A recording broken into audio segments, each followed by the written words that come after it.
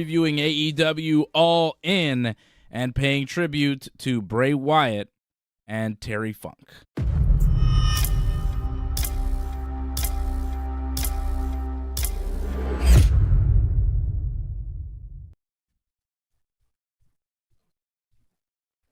Yes, indeed, and Johnny North is with me in all his majesty. Johnny, how are you this evening? Well, when you talk about majesty, I wish I had a better throne, but it's something I got to work on. But I mean, you're majestic. pretty sad 48 hours. I don't know about you. Yeah. Very, very sad. It's been a awful week for pro wrestling. You care about pro wrestling, if you love pro wrestling and the people involved in it, this has been a very tough week. Like, Terry Funk dying hit me hard. I don't know about you, but that was, I mean... Oh, yeah.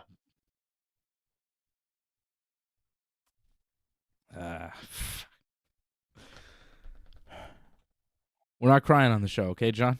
Let's make a deal. No crying.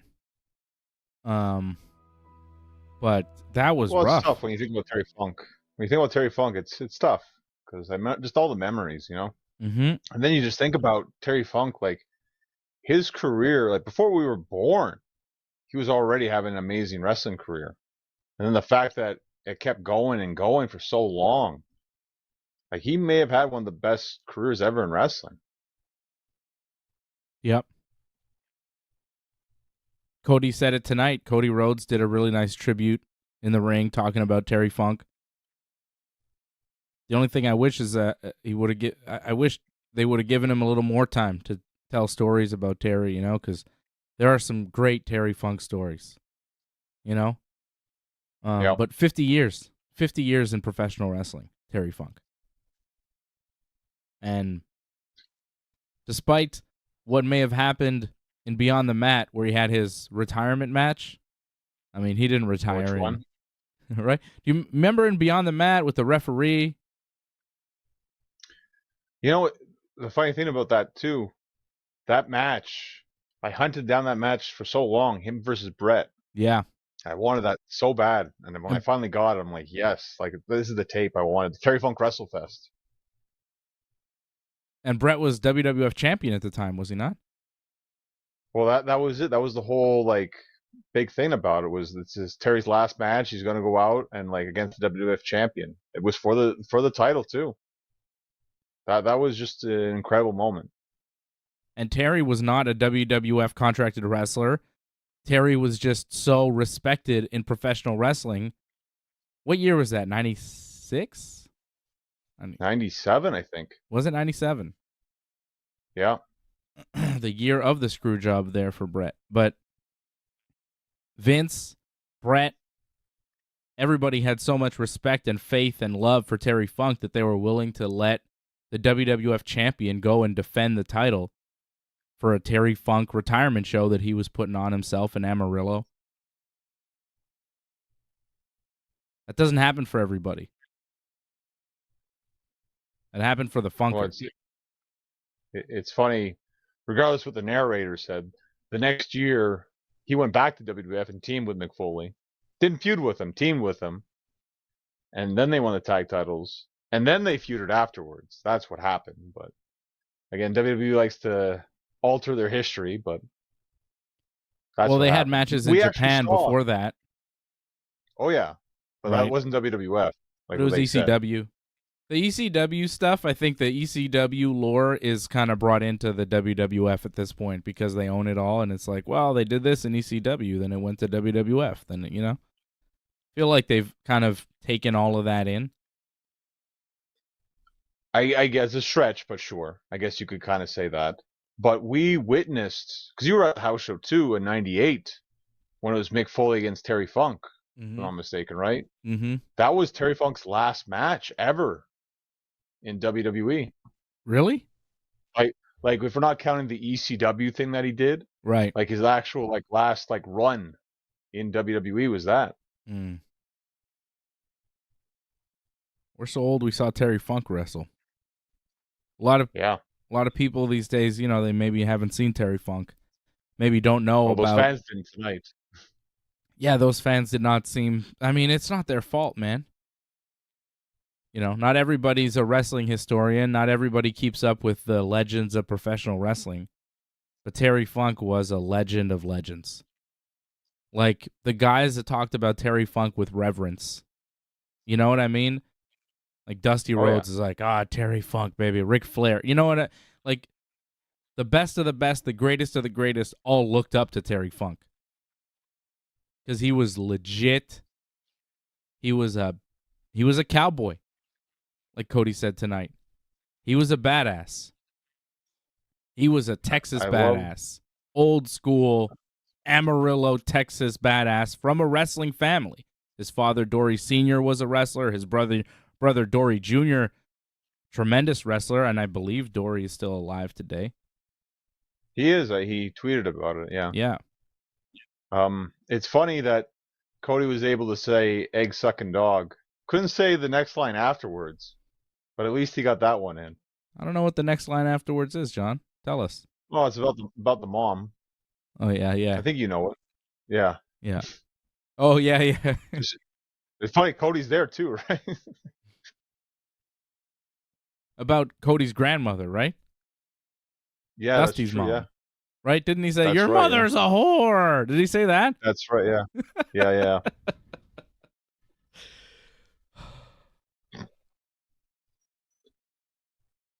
There's a lot of insane moments with Terry Funk. Terry Funk has done so many things. I've heard so many Terry Funk stories throughout the years. Him, like, throwing grenades at a barbecue. Like, him walking into a bar on horseback. Nobody's saying anything. Heard about that, yeah. I mean, that's real. He did that. Not to mention how great of a wrestler he was. But the type of man, the type of just character, legendary pro wrestling character. There's no Terry Funk, there's no Mick Foley, I mean, Terry Funk made Mick Foley in a lot of ways. A lot of guys today. I'm sure they'll credit him as well. Mm-hmm. Moxley, I'm sure would. All of hardcore wrestling, I'd say. I'm pretty sure. Pretty much, yeah. I don't know if this is fact, John. You might be able to fact check me on this, but I'm pretty sure Terry Funk put Ric Flair through a table, and it was the first time anybody, maybe in North America, had seen somebody go through a table in wrestling. It's possible. I'm pretty sure Terry Funk. I don't know if it was Flair. I think Flair said this, which who knows? Maybe he's trying to big himself up, but I'm pretty sure Terry Funk was the first guy to put somebody through a table. I mean, just that. It's possible. I know in WWE, it's Brett did that with Diesel, or Diesel did to Brett.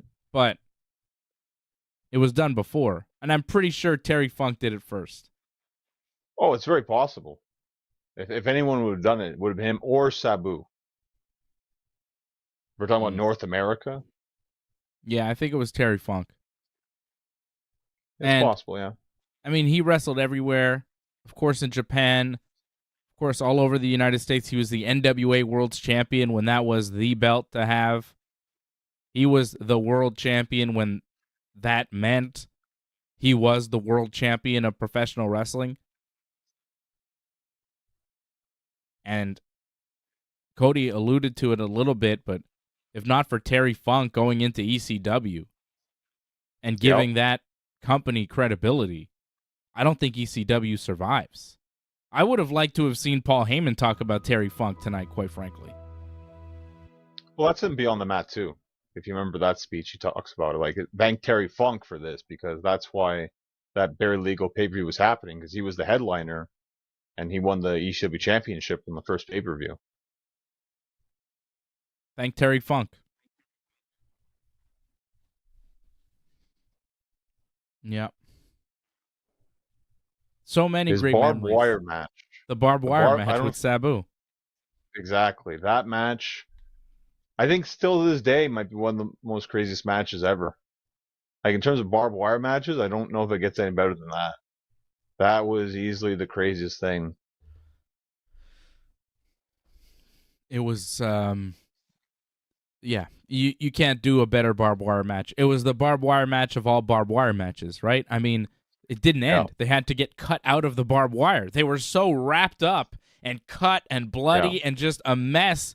They were so caught up in the barbed wire, Terry Funk and Sabu, that the match didn't really have a finish. They're just like, these guys are fucked. We got to cut them out of this barbed wire. Did anybody win? Well, it made sense. Sabu beat Funk for the title. It made sense because Sabu was on top of that whole pile, so it kind of Okay. made sense. But yeah, they were just wrapped up in it. It's just, and Sabu had torn his bicep earlier in the match, Mm-hmm. so he was just battling through it with duct tape. And Terry, like, he doesn't like his punches. Like they were great punches because they were legit punches. You just saw like when he punched Sabu, like it was directly on the jaw, Mm-hmm. and there was no holding back whatsoever. Mm-hmm. That was the great thing about Terry Funk. It's like you had no idea if like it was a work or if it was a shoot with him. Like he was just so real. The best punch in the history of professional wrestling. The best. It's up there. I mean, I would say maybe Lawler might be better because at least Lawler, like, it looks good and it's a work. Where Funk is kind of like, well, it's legit. It's good, but it's Yeah. legit. Taker had a good punch too, Gloves help, yeah. Gloves are good. even without. But with the gloves, yeah. But The Taker's gloves helped a punches were lot. nice. But Terry Funk, like I remember Terry Funk taking Mick Foley one time and just pam over the Oh yeah, remember that? Over the yeah, eyebrow, yeah. over the eyebrow, in the same spot over and over again. Foley just going, you know, and Funk just pam, pam, pam, pam, until it just a cut opens up, and then he just keeps punching him, and the blood is just gushing. It was the craziest thing I'd ever seen. It was crazy. This was on Raw. Yeah. I vaguely remember that, yeah. Oh, I'll never forget that. It was insane because you never seen that before. It's like, yeah, you punch a guy in the head, guy's blade, whatever. Terry Funk was like, yeah, you think this is bullshit? Watch this. Pam, pam, pam, blood. Like 5 shots Yeah. to the same spot, boom, he's busted open. And I was like, and it opened my eyes too to what like hitting is, you know? If you hit somebody in different spots, they can absorb the pain in different areas. But if you hit somebody in the same spot over and over again, it's worse every time. Terry Funk, We, master of violence. I think that was the lead up, or I'm thinking 98 again, where they had that match and Mick Foley got like busted open on top of his head. He had all those like stitches afterwards. They had some great matches, him and Foley. Like Funk and Foley, like it was great matches. Sabu was good matches. I recently just watched like he wrestled Punk in Ring of Honor. That was interesting. Like the Hmm. fact that Terry, so many generations that he wrestled. I mean, starting in the '80s, like he had a feud with Flair and Lawler, and then to go into the '90s and ECW, like Shane Douglas, a lot of that, and then of course Sabu, like a huge thing being Raven. So much like that he did in wrestling. And then we're not even touching Japan too. Like that deathmatch final with Mick Foley. I remember watching that as a kid, being like, "Wow, Yep. so wrestling is real." Yep. Those death matches in Japan with the exploding barbed wire that was real explosives. Sorry. And all the fire and everything they were doing to each other. Those matches were like, if you were really hardcore into wrestling, you found those matches because you heard about them and you saw the pictures and you're like, oh, I have to see that. I remember somebody gave me a copy on DVD or something. I found the match. Those matches were nuts. In front of like nobody half the time too, right? It was weird. Well, it'd be like a whole day kind of tournament thing. Like they start, it's daytime, and then it's nighttime by the time they get to the finals. Yeah. It's crazy stuff that him and Foley were doing. And that was before ECW, right? That was just I want to say it's 95. So, I mean, it's a little bit like Funk, I think, had done it, but I don't think Mick Foley had done ECW yet. Or something like that. It's an in between kind of time. yeah, an incredible career. He wrestled Kevin Steen at some point. Kevin Owens. I believe it. Wrestled everybody. Because I think Funk wrestled until he was like 70, if not mistaken. Yeah. Yeah. I mean, he wrestled forever. Forever! Right? He's a guy that says forever. Yeah. And that will live on now. When he was blinded. Classic. Terry Funk. When him and Mick Foley went into that dumpster and the New Age Outlaws tossed him over the stage. Yes. I thought they died. They sold it so well. well. Serious. Yeah, it was the first time they ever sold it that serious. Yeah. You know? And they went to the hospital. Well, they, went to the hospital. And then they come back at the end of the night. I was like, what? They came back at the end of the night? Jimmy James asking, is Funk dead? Yeah, Terry Funk has passed away at the age of 79. He'd been sick for a little while. I don't know what exactly the cause of death was, but I know that he'd been in bad health recently. Well, he was living under assistance care, so it didn't look good for a while. I remember Mick Foley went to go see him a couple months ago. Yeah. Yeah. Incredible career. Terry Funk and that other guy, Chainsaw Charlie. I'm not sure who that guy was, but he was pretty cool too.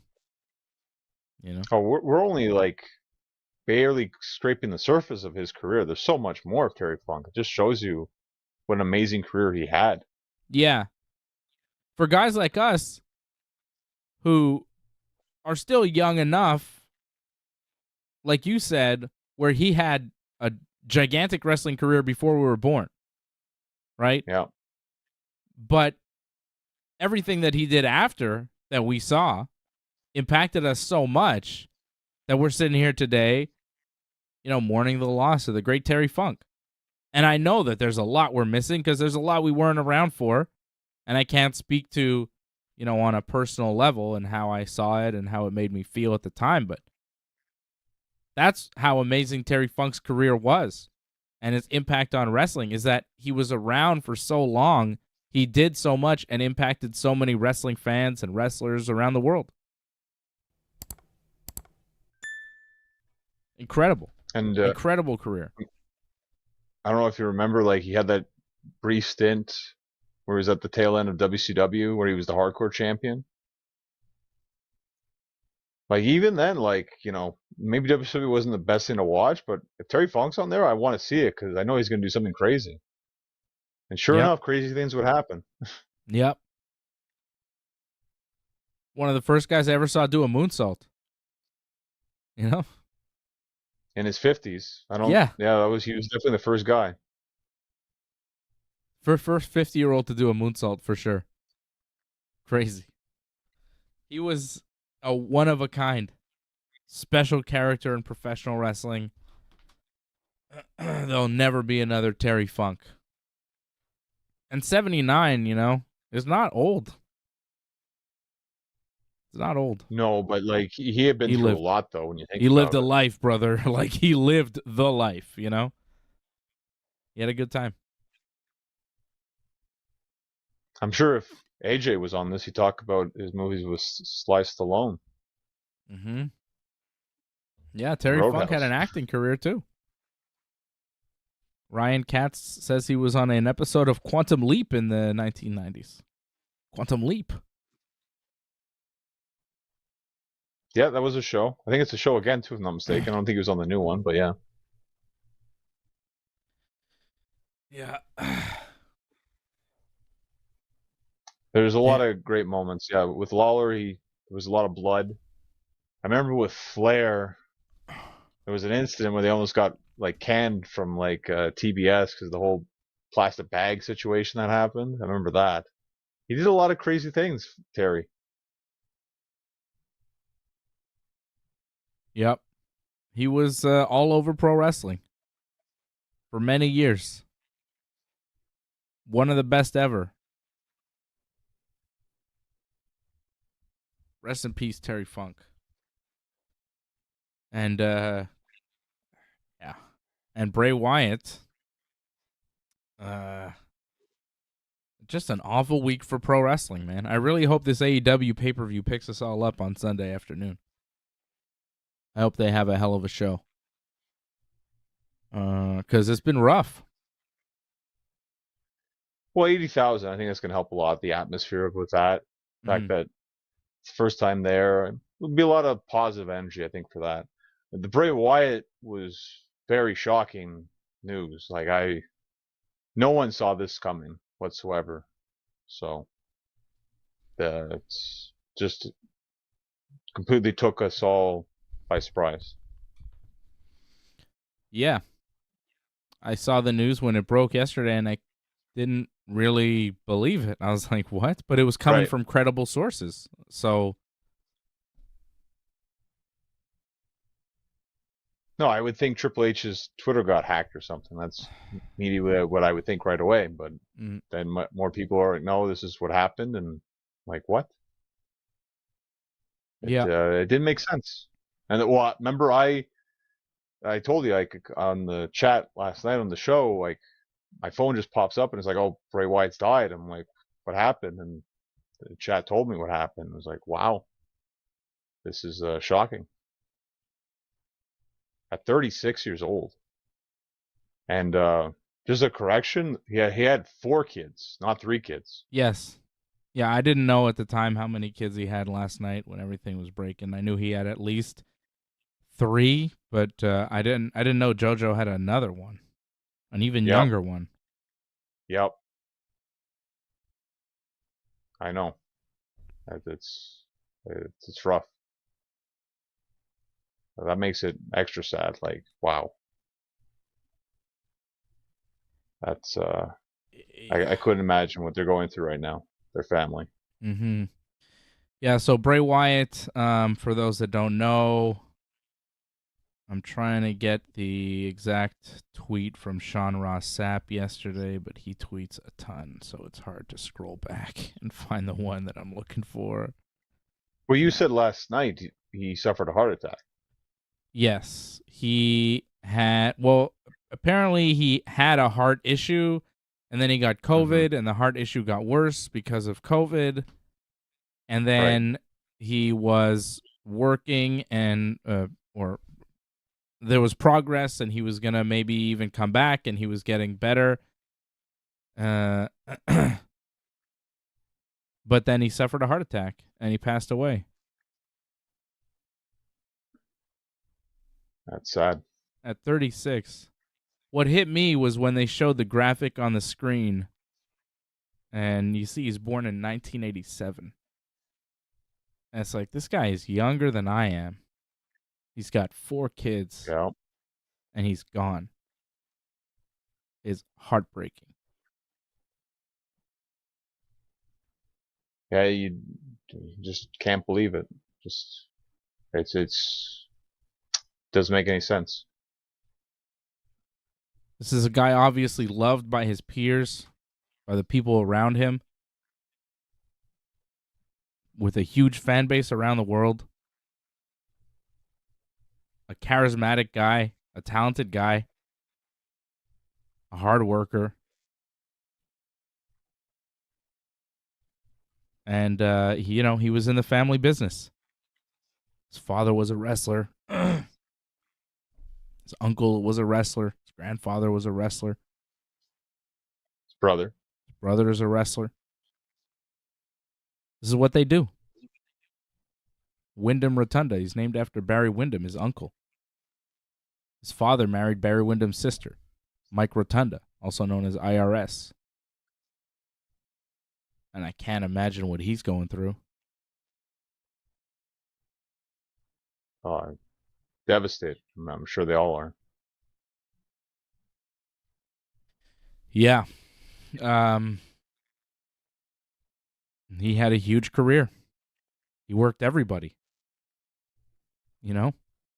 Taker at WrestleMania, John Cena at WrestleMania. You think about what he did in the short time he was in the wrestling business. Like, he had a massive career. That's why, Confrontation with The Rock. yeah, he was in the ring with The Rock. He was in the ring with everybody. Yeah. Undertaker had that moment where he passed the torch to him. He kind of gave him a thing, you know? I don't know if pass the torch, but like a moment. Like Yeah. I felt like with the Fiend, I felt like they were trying to do something. Like there was a lot of start and stops though with Bray. Mm-hmm. I kind of hurt him a lot, I think, in his career. I was shocked when they released him.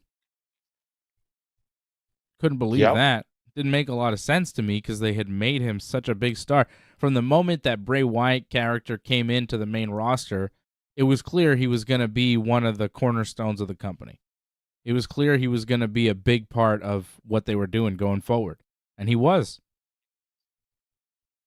The Wyatt family with Rowan and Harper, those three guys, that was a big gimmick.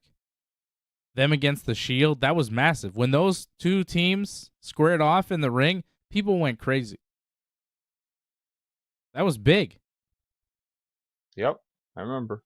I like the second match better, but it was good. And, seeing the pictures of him and Brody,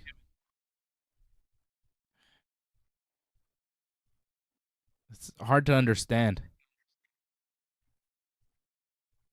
Well, him and Braun too. Like Braun's like the godfather of his son. I mean, it's heartbreaking when you see that. The whole opening to SmackDown tonight. Yeah. I think the whole first 10 minutes.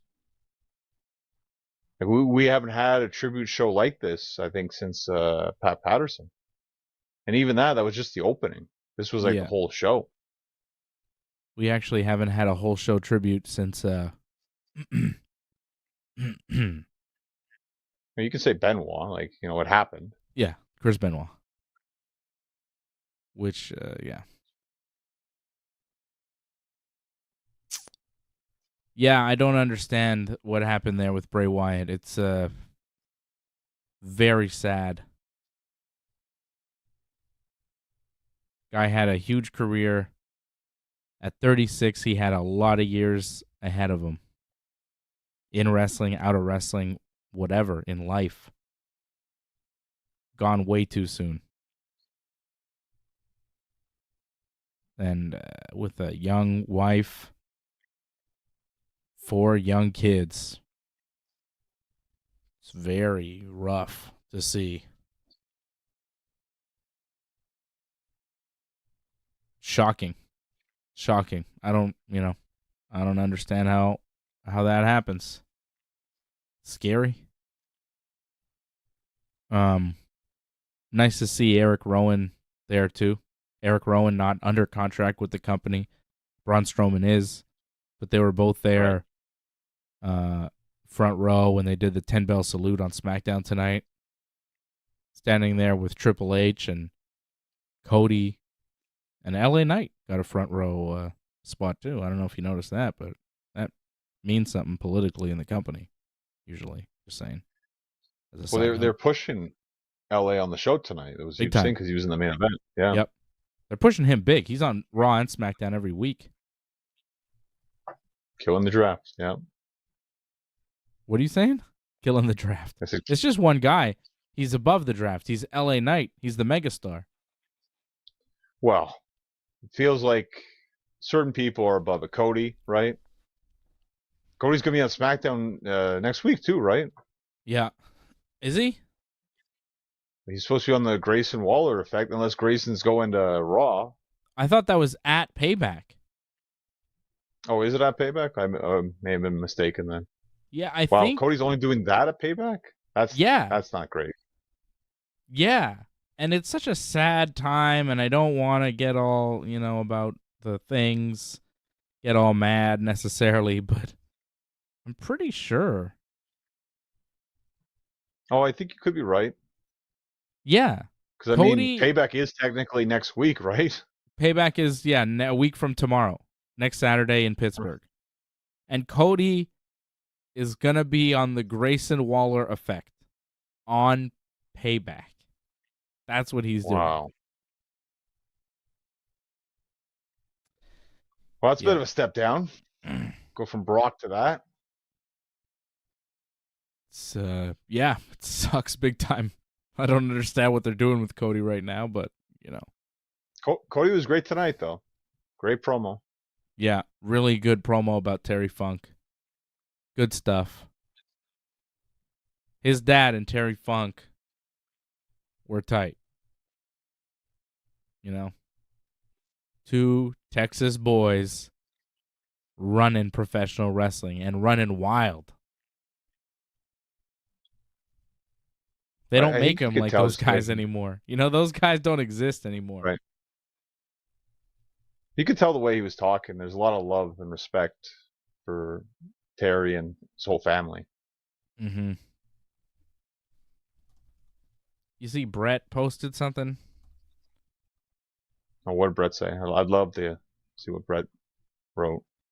Let me find that for you. Brett wrote something really good about Terry Funk that I would like to share. Here is the Hitman. Look at that. Brett and Terry Funk throughout the years. He says, the wrestling world lost a true legend in the passing of Terry Funk. I met Terry when I was only 14 years old, and he, along with his brother Dory and father Dory Sr., was an immense influence on me. One of the greatest in-ring performers who always brought a distinct realism and imagination to the business. He was as famous for his hard bumps as he was for his brawling, but was a true worker and professional. Few did it better, and this is one loss that pro wrestling will mourn for a very long time.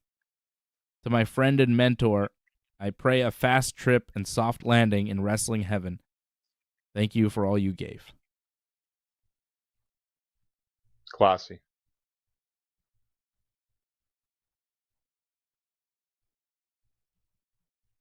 Brett always great with words. I don't know if you caught the CM Punk tribute to Terry after Collision ended.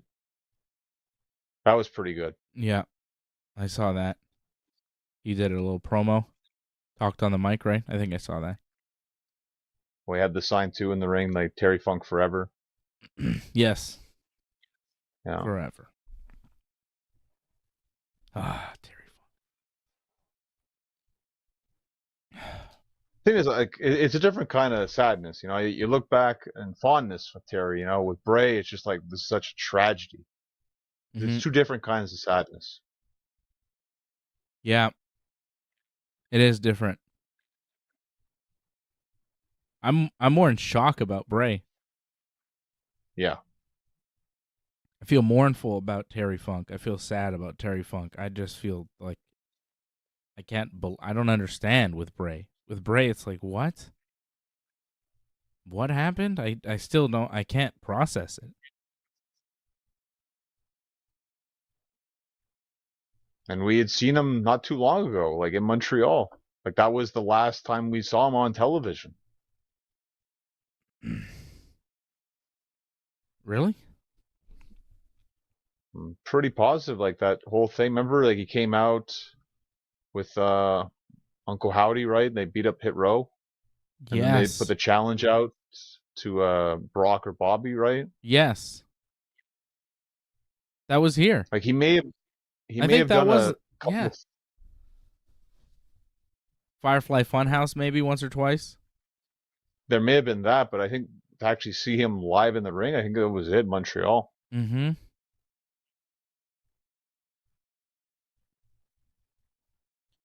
Yeah, because like he had been sick. Like there'd been a heart issue for a while, right? Because he worked LA Knight. His last official WWE match was against LA Knight. It was the Mountain Dew Code Red match. What was it called? Well, the less said about that match, the better, but yeah. But that was his last match. It was at the Rumble this year. which is again like, how does a guy work a match at the Rumble this year and he's not what? Like it's crazy. So he wrestled LA Knight. He beats LA Knight, of course, in that pitch black Mountain Dew pitch black match, right? A lot of Uncle Howdy stuff in there, I think. Anyways, I don't really remember it. It wasn't the best. The dive miss spot. I remember that. I mean, it was not a loved match, which is unfortunate that was the last match he had, you know? It sucks. No, I remember your comments on that match. I remember that. Yeah. Oh, yeah. Let's not talk about that. Well, no, I don't want to go and start critiquing his work, you know? It's not necessary. It doesn't matter. You know what I mean? All that stuff doesn't matter. It's all filler. It's all nonsense. The real thing is, you know, life. Health. So he challenged the winner of Brock and Bobby, which took place at Elimination Chamber. And Bobby won by disqualification, right? It was like a real bad ending. Yeah. That they never really settled between Brock and Bobby, which is, you know, all right. And then, so he challenged the winner, and it was Bobby who won, but like kind of, right? Right. And then it was like, well, yeah, here's Omos, and he's going to wrestle Brock. And you're like, what? Okay.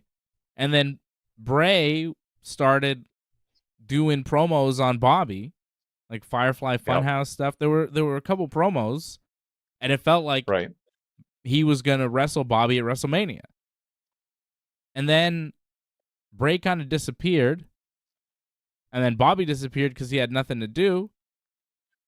And then there was no match at WrestleMania, and we didn't see Bobby for a little bit, and then he came back, but Bray never came back. So it was about February, March, where all this seemed to have started. And he's been dealing with this, but there were reports that he was like on his way back, which really makes me wonder, like, what happened? I'm not going to speculate, you know? I don't want to speculate what exactly went down, but like, it really makes you wonder, like, what exactly was going on? What did he have? What? Like, I don't understand how you could be working towards a comeback, like have this illness, be you know, have a heart condition or whatever, and then be working towards a comeback and possibly be coming back to wrestle, and then all of a sudden you have a heart attack and then that's it. It's odd to me. Maybe the doctors weren't giving him the right advice, like if they were saying you can come back, because clearly whatever was going on was still going on. I don't know. Well, he posted a message, not like, I feel like it was a couple of days or a couple of weeks ago. And it felt like he was prepping for a comeback, it seemed. But unfortunately, it didn't happen. I just hope he wasn't working himself too hard to come back, you know, and there's a lot of pressure on the guys to come back when they're not around for a while. Start to wonder, do they care? Do they still want me around? Will they pop when I come out, you know? Guys put pressure on themselves to come back. I just hope he didn't put too much pressure on himself to come back and work himself too hard, and, you know, I don't know. It's horrible. It's just horrible. You really thought, like, like the WWE seems like they cleaned up everything, you know, drugs and all that stuff. Like, it's not like it was, where guys were dying in their 30s often. Right. And I thought, like, it really would not be happening like this, but, you know, it's still happening. Not as much, but it still happens. And when it happens, it's just devastating, man. Yeah, but this is one of those things where it's unfortunate, but it will happen. Right. Yeah. But this happens in all forms of sports entertainment as well. Just these deaths that happen, it's like they don't make any sense, but unfortunately, for one reason or another, they happen. Yeah. Again, like I just think about his family, and you know, it's great WWE is doing everything they can to help provide for the family, like putting all the sales towards the merch that goes to the family. Mm-hmm. You know, at least, with WWE, like the family, I think will be taken care of. So I hope so. there's a positive in that. And I'm pretty sure I don't know what the deal is exactly, but his wife, JoJo, Hmm. her father played Major League Baseball. Her father is Jose Offerman, former Major League Baseball player. So I think for money, they'd probably be all right. Well, Bray was making millions too. I mean, Well, that too. Yeah. So I think but the kids, the kids, well, that's it. yeah. Kids, yeah. WWE scholarship or something for them will be good. Something. I don't know. Ugh. Man. Terrible week for pro wrestling. Terrible. Very sad.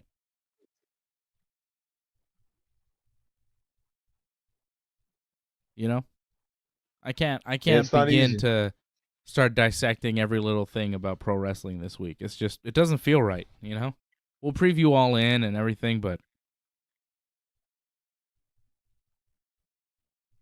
I don't know, it's just a bummer. And Terry Funk was one thing, but Bray Wyatt is a whole other thing. And that was just shocking. Heartbreaking. It's gonna take a while, I think, for a lot of people, especially the ones involved. Like, I can't imagine what it's like to have to go to work and just be like, oh well, back to normal kind of thing. That's tough. Yeah. But I mean, I think for some of them kind of being together, doing the show, going on, keep doing your work, it's, for some of them I think it's a way to keep your mind off everything else. Oh man. Angelo Contagonis says, I love the tribute they did for Wyatt at the end of SmackDown tonight. LA Knight beat Finn Balor in the main event. Solid match. I liked it. And then the Bray Wyatt kind of lights and music hit. And there was a lantern in the ring and like a video image of a guy that looked like Bray Wyatt, like a shadow of Bray Wyatt on the screen. It made it look like Wyatt was in the ring. It was a cool little effect that they did. It was a nice little tribute.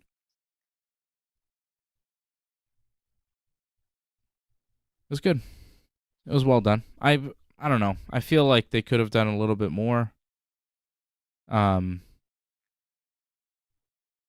Yeah. I think this was tough to book. This was difficult, like, because they're doing two tribute shows in a sense in one show, and this is rarely I don't think they've ever done this before. They kept storylines going through the show. Yeah. That is extremely difficult to book that. Yeah. I don't like the way they did it, really. I like when a tribute show is a tribute show where everything stops.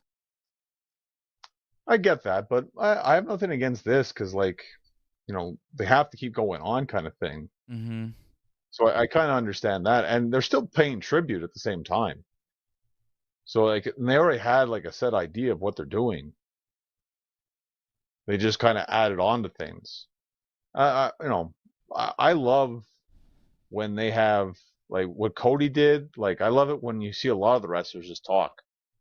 Now, unfortunately, with X, we just see, people write about what they talk about. Like, I love to hear them actually talk. You feel that emotion through their voice, not so much through their words. Yeah. So that's unfortunate, the way the future technology has destroyed that. Seth Rollins posted a video to his ex that was like 4 minutes long that was, sad. Right, I think he said he wanted to be there, right? But he made mention about being with his daughter. And, like, I think it was a story about, like, hugging his daughter, like... Yeah. When you said when Brody died, he was talking to Bray on the phone, and Bray said, "Go hug your daughter real tight and be with her," and that helps for sure. So he decided to stay home and, stay with his kid, his wife. But I do kind of like the old style WWE tribute shows where they had where they had the guys talking about the person. Yeah, pre-tapes. Yeah. Yeah. I don't know why we couldn't have had that for Bray Wyatt with Rowan and Braun. I mean, I don't know. Maybe they didn't want to do it. Maybe they feel like they're exploiting it. I don't know. But I feel like it's a nice tribute to your friend to be able to go out and say some words for him. I thought they could have done a little bit more. I thought they could have done a little less storyline, a little less kind of business as usual, Grayson Waller nonsense, and a little bit more like, let's hear from Bray Wyatt's friends. Let's hear from guys that knew him. Everybody's, got all these words on Twitter, like you said, and they showed a lot of Twitter messages. But how about actually seeing some people talk about him and deliver, a real message and a tribute about who this guy really was? Yeah, I enjoy that. I know you do too, but yeah, I think it's good. But it's hard for people too to get that out though. And of course, I mean, I don't think anybody should be forced to do it. I just think maybe the option could have been there. Yeah. But then we got to remember too, they only got so much time that they're doing everything as well. So. Mm-hmm. Yeah. I don't know. It was good though. It wasn't, I'm not going to say it was terrible or bad or anything. I just there was a couple things that I was expecting that I didn't get. Like Rey Mysterio beating Grayson Waller with all that stuff happening, and Santos Escobar and Austin Theory outside the ring and all that. Right. I don't know if we needed all that. I did like Ray's tribute to Bray to hit a couple of Bray's moves. That was nice. Yeah. Do you think that they would have done a Cody Rhodes, Terry Funk promo had they not kind of flipped the show into a tribute show after Bray Wyatt? I don't think they would have. I think they would have shown a graphic, and that probably would have been it. I don't know. Like, I'd like to think that I'm wrong about that, but I don't know. I feel like Cody was coming no matter what. But yeah. I thought Cody was. They already had contacted Cody a while back actually, and they had Cody change his dates around. Whatever, he had an appearance or something. They had to change that. Okay. Because he had to be on SmackDown. So I feel like this was going to happen no matter what. Mm-hmm. Okay. And I think it's great that Cody did that. Because it really added to it. Yeah. Because the match was, I'm not going to say it was terrible, but, in terms of hardcore, it wasn't really hardcore. But I appreciate what Butch and Ridge tried to do in the match. The fans didn't really appreciate it, but I appreciated it. Yeah, Butch was trying to Terry Funk it up there. Ripping at the ear, doing all sorts of stuff. Like, Butch was trying to make it a little bit more Terry Funk style. But the match itself was like, it's a Terry Funk hardcore match. Street Profits against Butch and Ridge. And the crowd is chanting, "We want tables." And it was like, all right. The crowd was not great for it, to be honest. You want tables. No, the match just started. You want tables. Shut the fuck up and wait for them. How about that? What do you mean you want tables? I hate when they want tables. What do you mean you want tables? How about, like, if a table happens to be part of the match, you do it. Don't be like, stop doing all your planned match. Just put somebody through a table. Like, what? I don't like that. We want tables. Especially there. Like, the match just started. They're like, we want tables. It's a hardcore match. And they don't even know Terry Funk originated putting people through tables, you know? Just to be a Terry Funk hardcore match, it was like, well, nobody's bleeding. Nobody's swearing. Nobody's, like, drunkenly throwing punches. It didn't really feel like a Terry Funk hardcore match. Street Profits won after Bobby Lashley hit a spear on Butch outside the ring, and the Street Profits hit their finisher on Ridge through a table, giving the crowd what they wanted. Yeah, I thought the Cody tribute was a little bit more apropos for Terry Funk. The match was a little like, okay, guys, thanks for coming. Again, I'm not expecting miracles. We got what we got. I'm okay with what we got. Obviously, things could have been better, and I'm expecting Punk probably in his match tomorrow. Like, we're going to see a lot more Terry Funk tributes, I imagine. Yes.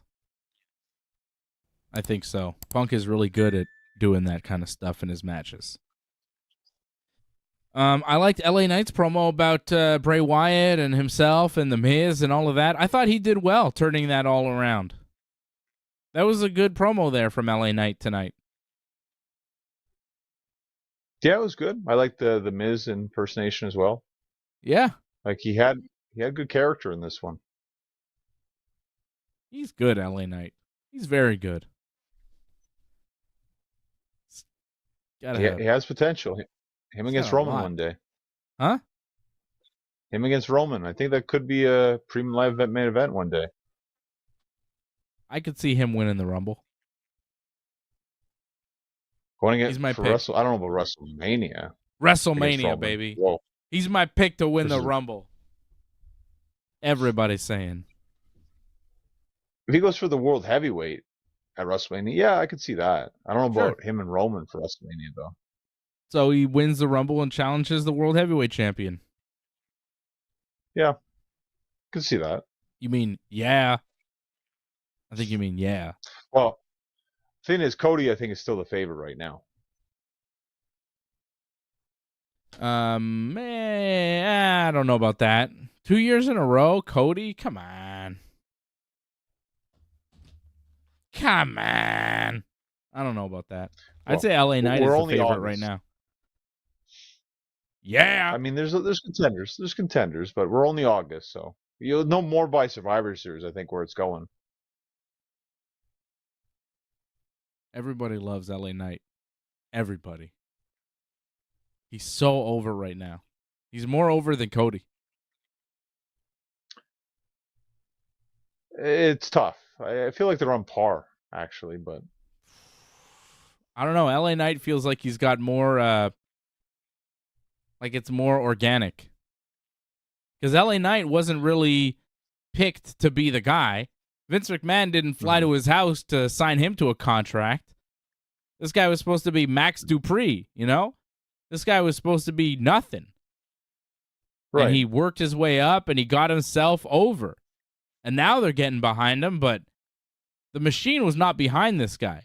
And he made himself the man. And now everybody's saying LA Knight. Tremendous. Tremendous. And the promo was great. He looks like $1 million. Like, he is in top shape, this guy. Jacked to the gills. Yep, and his wrestling is good, man. It's good. The match with Finn was good.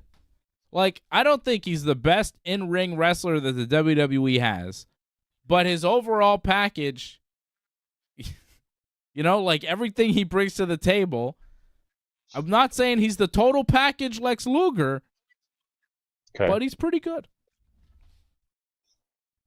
Just I think about the total package, you know, I start laughing. Lex Luger brings a smile to my face. I'm glad he's still with us. We love you, Lex Luger. Yeah, I like Luger.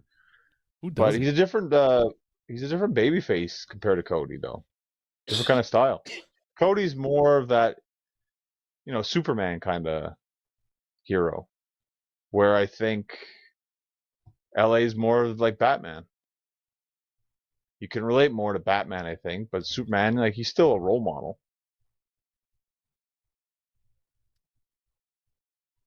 I feel like Cody's, I don't know. Yeah, I guess Cody's more like clean cut, and Batman's a little bit more rough and tumble. Is he though? I think Superman Original and Batman Batman was. are both. I like Batman better though, for sure. Well, there I like you go. Batman. I think Batman's a pretty cool character overall. I'm not big into the Batman movies or anything, but I would say I prefer Batman. But in a fight, you got to pick Superman. It doesn't really make sense. I remember they did that movie, Superman versus Batman. I was like, well, that doesn't seem fair. Superman's got superpowers. Batman just has, like, gadgets. Well, Batman's like the smartest guy in that universe, so you just outsmart strength. That's it. Well, I am not here to debate Batman versus Superman because I think that's dumb. We're here to talk about pro wrestling, which is much smarter stuff. Different men in tights.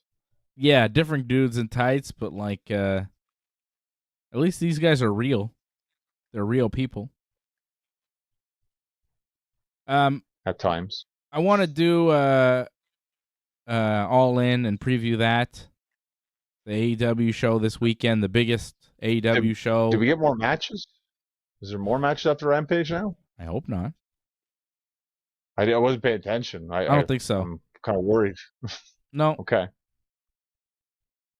It's a 9-match main card, 11-match totals. 2 on the pre-show. So far. I think that's it. We still have Collision tomorrow. We still have exactly. Oh, jeez. I hope not. I hope we don't get more. I'm good. What did you think, though, of Raw in Quebec City this week? I thought it was fun to see a hot crowd. Obviously, our friends out in Quebec City showed up, and we're very excited. I enjoyed seeing Raw in Quebec City, and it was the night after I actually went to the WWE house show, which was quite enjoyable. It was a very good house show. I guess we haven't talked about that, right? I saw the WWE on Sunday. It's pretty good. And how was that? Yeah? Yeah. What was the highlights? Highlight match of the night was Asuka, Charlotte, and Io. Killer match. That sounds all right. So good. That sounds okay, yeah. So good. And then your photo blew up online. I saw that. Yeah, you told me that my photo blew up online. And I could show you the photo because it's my property. Other people seem to have stolen it and put it on Sportskeeda. Sportskeeda, I'm calling you out for stealing this photo. This is a Dave Simon original. You stole this photo from me, Sportskeeda. Some jabroni put it on his Twitter, and then you put it in your story, and I was like, what is this? I saw that, Sportskeeda. This is the Dave Simon photo. This is not your photo, Sportskeeda. You'll be hearing from my lawyers shortly. Cease and desist!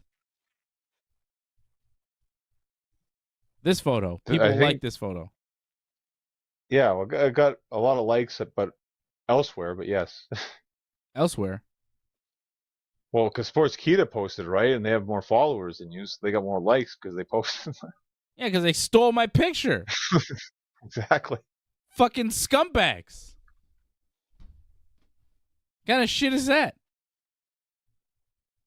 I guess that's how X works, because I guess if you post on that, like anyone could just take it from you if they have an account. Great. Thanks, Elon. Motherfucker. Shit.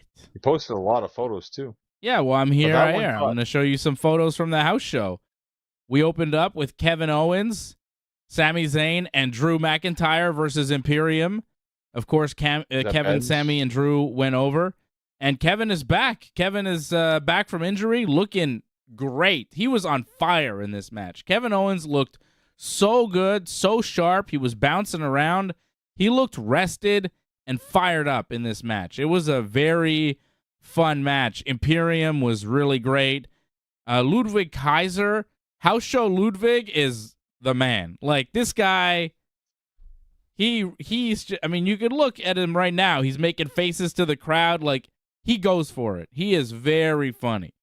He's got a lot of charisma. Ludwig Kaiser is tremendous. This match was very good. And the crowd obviously went crazy for Kevin and Sammy. And that was the opener. There's Aaron Judge. He's amazing. Everybody loves him. Let's zoom in on him. Aaron Judge, baby! I enjoyed he wasn't him at the house show, unfortunately. What? But I enjoyed Judge against the Red Sox, where the Sox won 4. Yeah, well, good. whatever. That was recently, too. Yeah, well, it's over. Season's over. Yankees won tonight. They beat the Rays, so that's something. That's great. Huh? It's great. It's good for the Red Sox. Catch up. Whatever. I don't give a shit about the Red Sox or the race for the wild card anymore because the Yankees aren't in it, so I don't care. Screw the Red Sox and everybody else except the Yankees. Trish Stratus was there. It's not over yet? Huh? Didn't the Yankees say that it's not over yet? I think Boone said that. Lying. It's not over yet. Yeah, well, they just want people to keep buying tickets, but let's be honest. Everybody who knows the team knows it's over. Trish was there. Trish and Zoe Stark lost a 2-on-1 match to Becky Lynch. Rhea Ripley beat Natalya, which, obviously, that match was... Did Trish get cheered or what? Trish got cheered at first, and then she turned on the crowd, and she got booed. She cut the exact same promo on Raw that she did at the house show. The house show promo was just practice for Raw, and it made no sense, and it wasn't a good promo. Did she call people Montreal frogs, too? Yes. Wow. Yes. Like, I'm surprised they let that fly, like, on television. 2, they did it on 2 shows. Wow. I'm pretty sure she said, maybe she didn't say it in Montreal, but she said it in Quebec City. Frogs. Oh, I heard that. And I was like, oh, Trish, you can't say that in Montreal. Or in Quebec. That's not going to fly. Quebec. I'm surprised Francois Legault didn't escort her out of the province after she said that.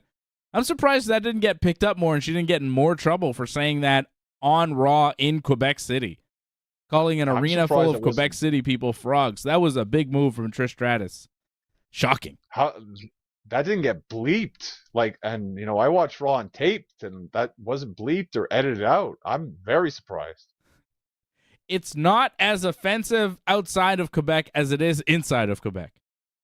Inside of Quebec, it's like calling people the N-word.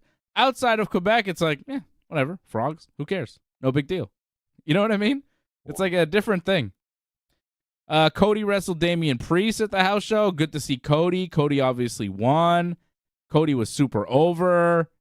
Charlotte Flair was there. She's amazing, wearing her cool robe. Io was there. She is the best. Wrestled Charlotte and Asuka. Like I said, match of the night. The weird part, though, after the match, Io won. Io leaves, and then Charlotte is like hugging Asuka and then raising her hand. Like, it was a real emotional thing, and I don't understand what the hell was happening. It was weird. It was like a curtain call type of thing. It was a little bit different. I was not expecting it. The match was killer. It was so good that it made me completely forget about how bad the match with Bianca Belair was at SummerSlam, I want to say. Right. Yes. That match was awful. This match with Io was incredible. Like, I wish you were at the house show, John, so you could have seen it, because it was so damn good. It had no business being as good as it was. I was like, God damn, what are they? They just kept doing stuff. I was like, what is happening? It was nuts. It was very, very good. Match of the night. And the matches were good. Cody and Priest was good. The Imperium against Sammy, Kevin, and Drew was good. Drew is gigantic, by the way. Like, Drew is bigger than ever. I don't know what he's doing, but he's a freak. Yeah, It's nuts. When I was at SmackDown, because I'm like right next to the entranceway, like when they came out, like I noticed that back then. Like him and Sheamus, like gigantic. Yeah. And you're big, John, but Drew is like bigger than you. Oh, well, I'm like, 220 and like Drew's like 267, maybe more. Yeah. So yeah. But in the same type of shape, just a bigger version. Exactly. How the hell did he do? What is that? What is he? He is gigantic, and he was like flexing and posing, and Kevin Owens was like, "Yeah, do the flex." They were like, "Yeah," they were like cheering him on. It was very funny. It was very funny. Kevin was like, do your poses. It was good. No Riddle. That's actually better for him. Yeah, I don't think Riddle could get into the country. Oh, was he on Raw? Does he really have a? Might have been on Raw. Yeah. Oh, okay. So he can get into the country. I don't know. I just Why assumed. would he have problems with Riddle? Like, I don't know. Forget about it. Charlotte and Asuka, why are they hugging after the match?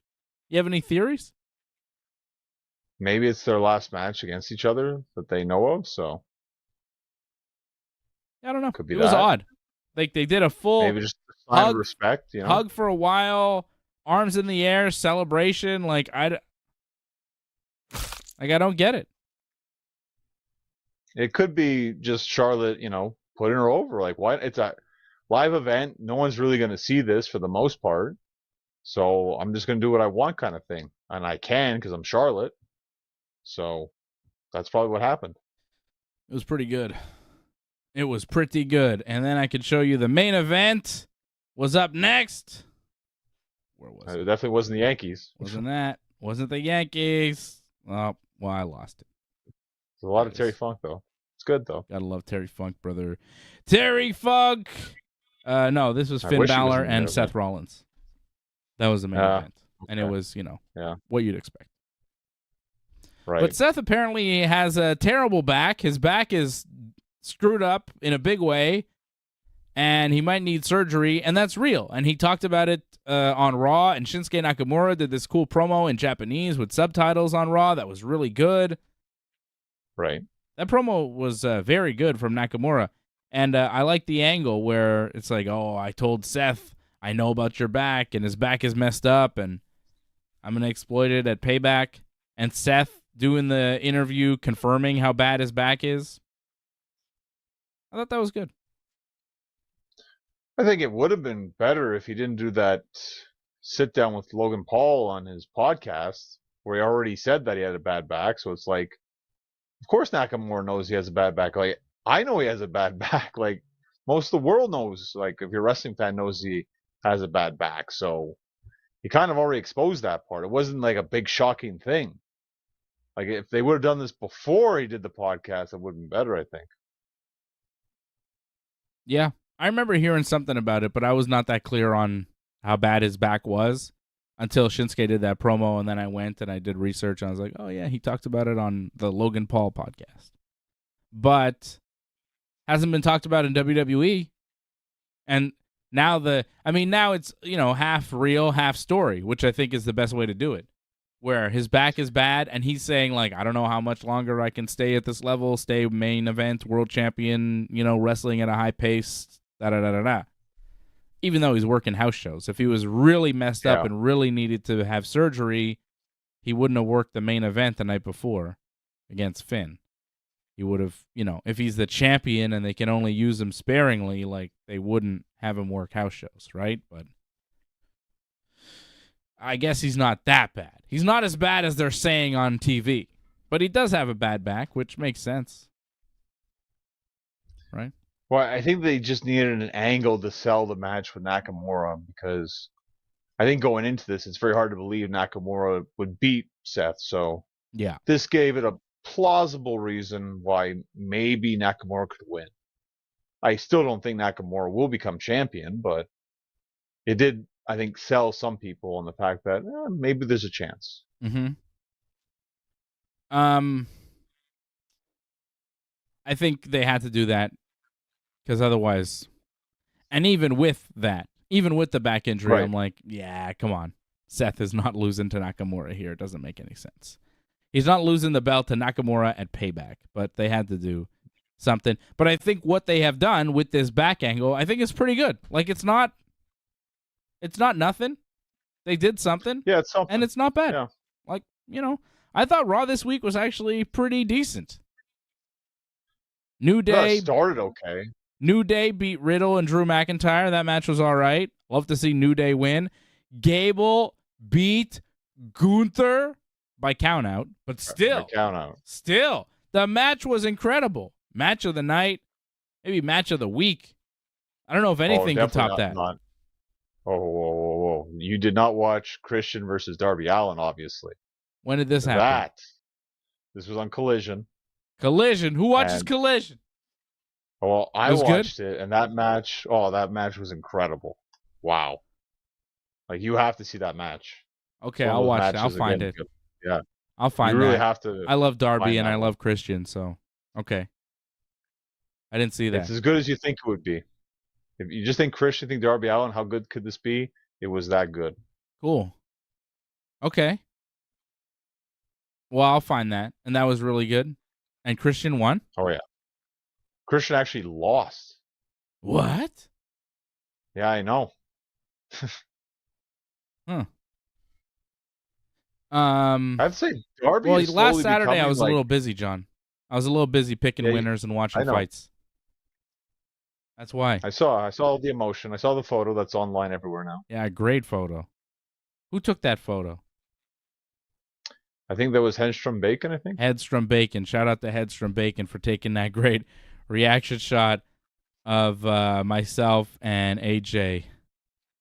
I have that. Yeah, that was Headstrom Bacon.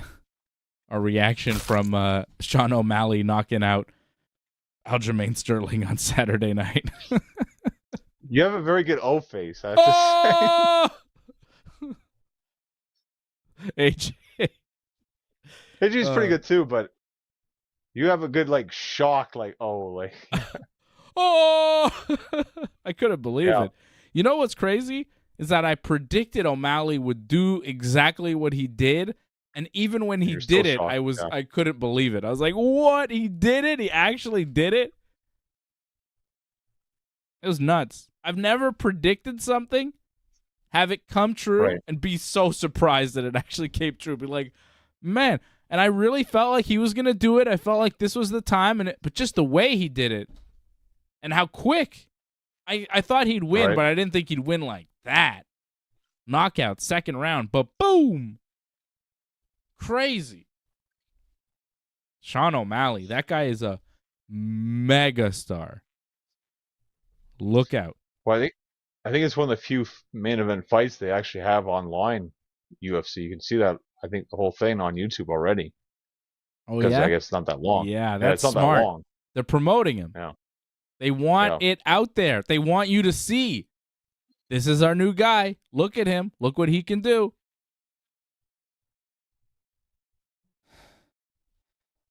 Man, Sean O'Malley is something else. Trish Stratus's promo, okay, Oh boy. it made no sense. And she said the same thing in Laval on the night before, and I thought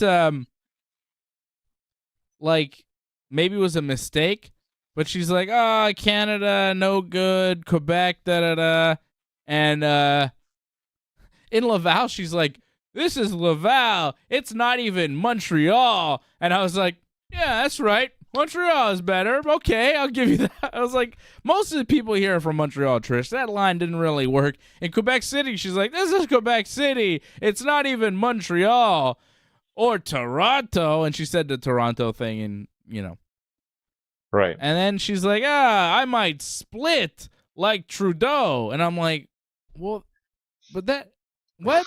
Like, it didn't even make sense. And she said it, that was a practice line that she used at a house show.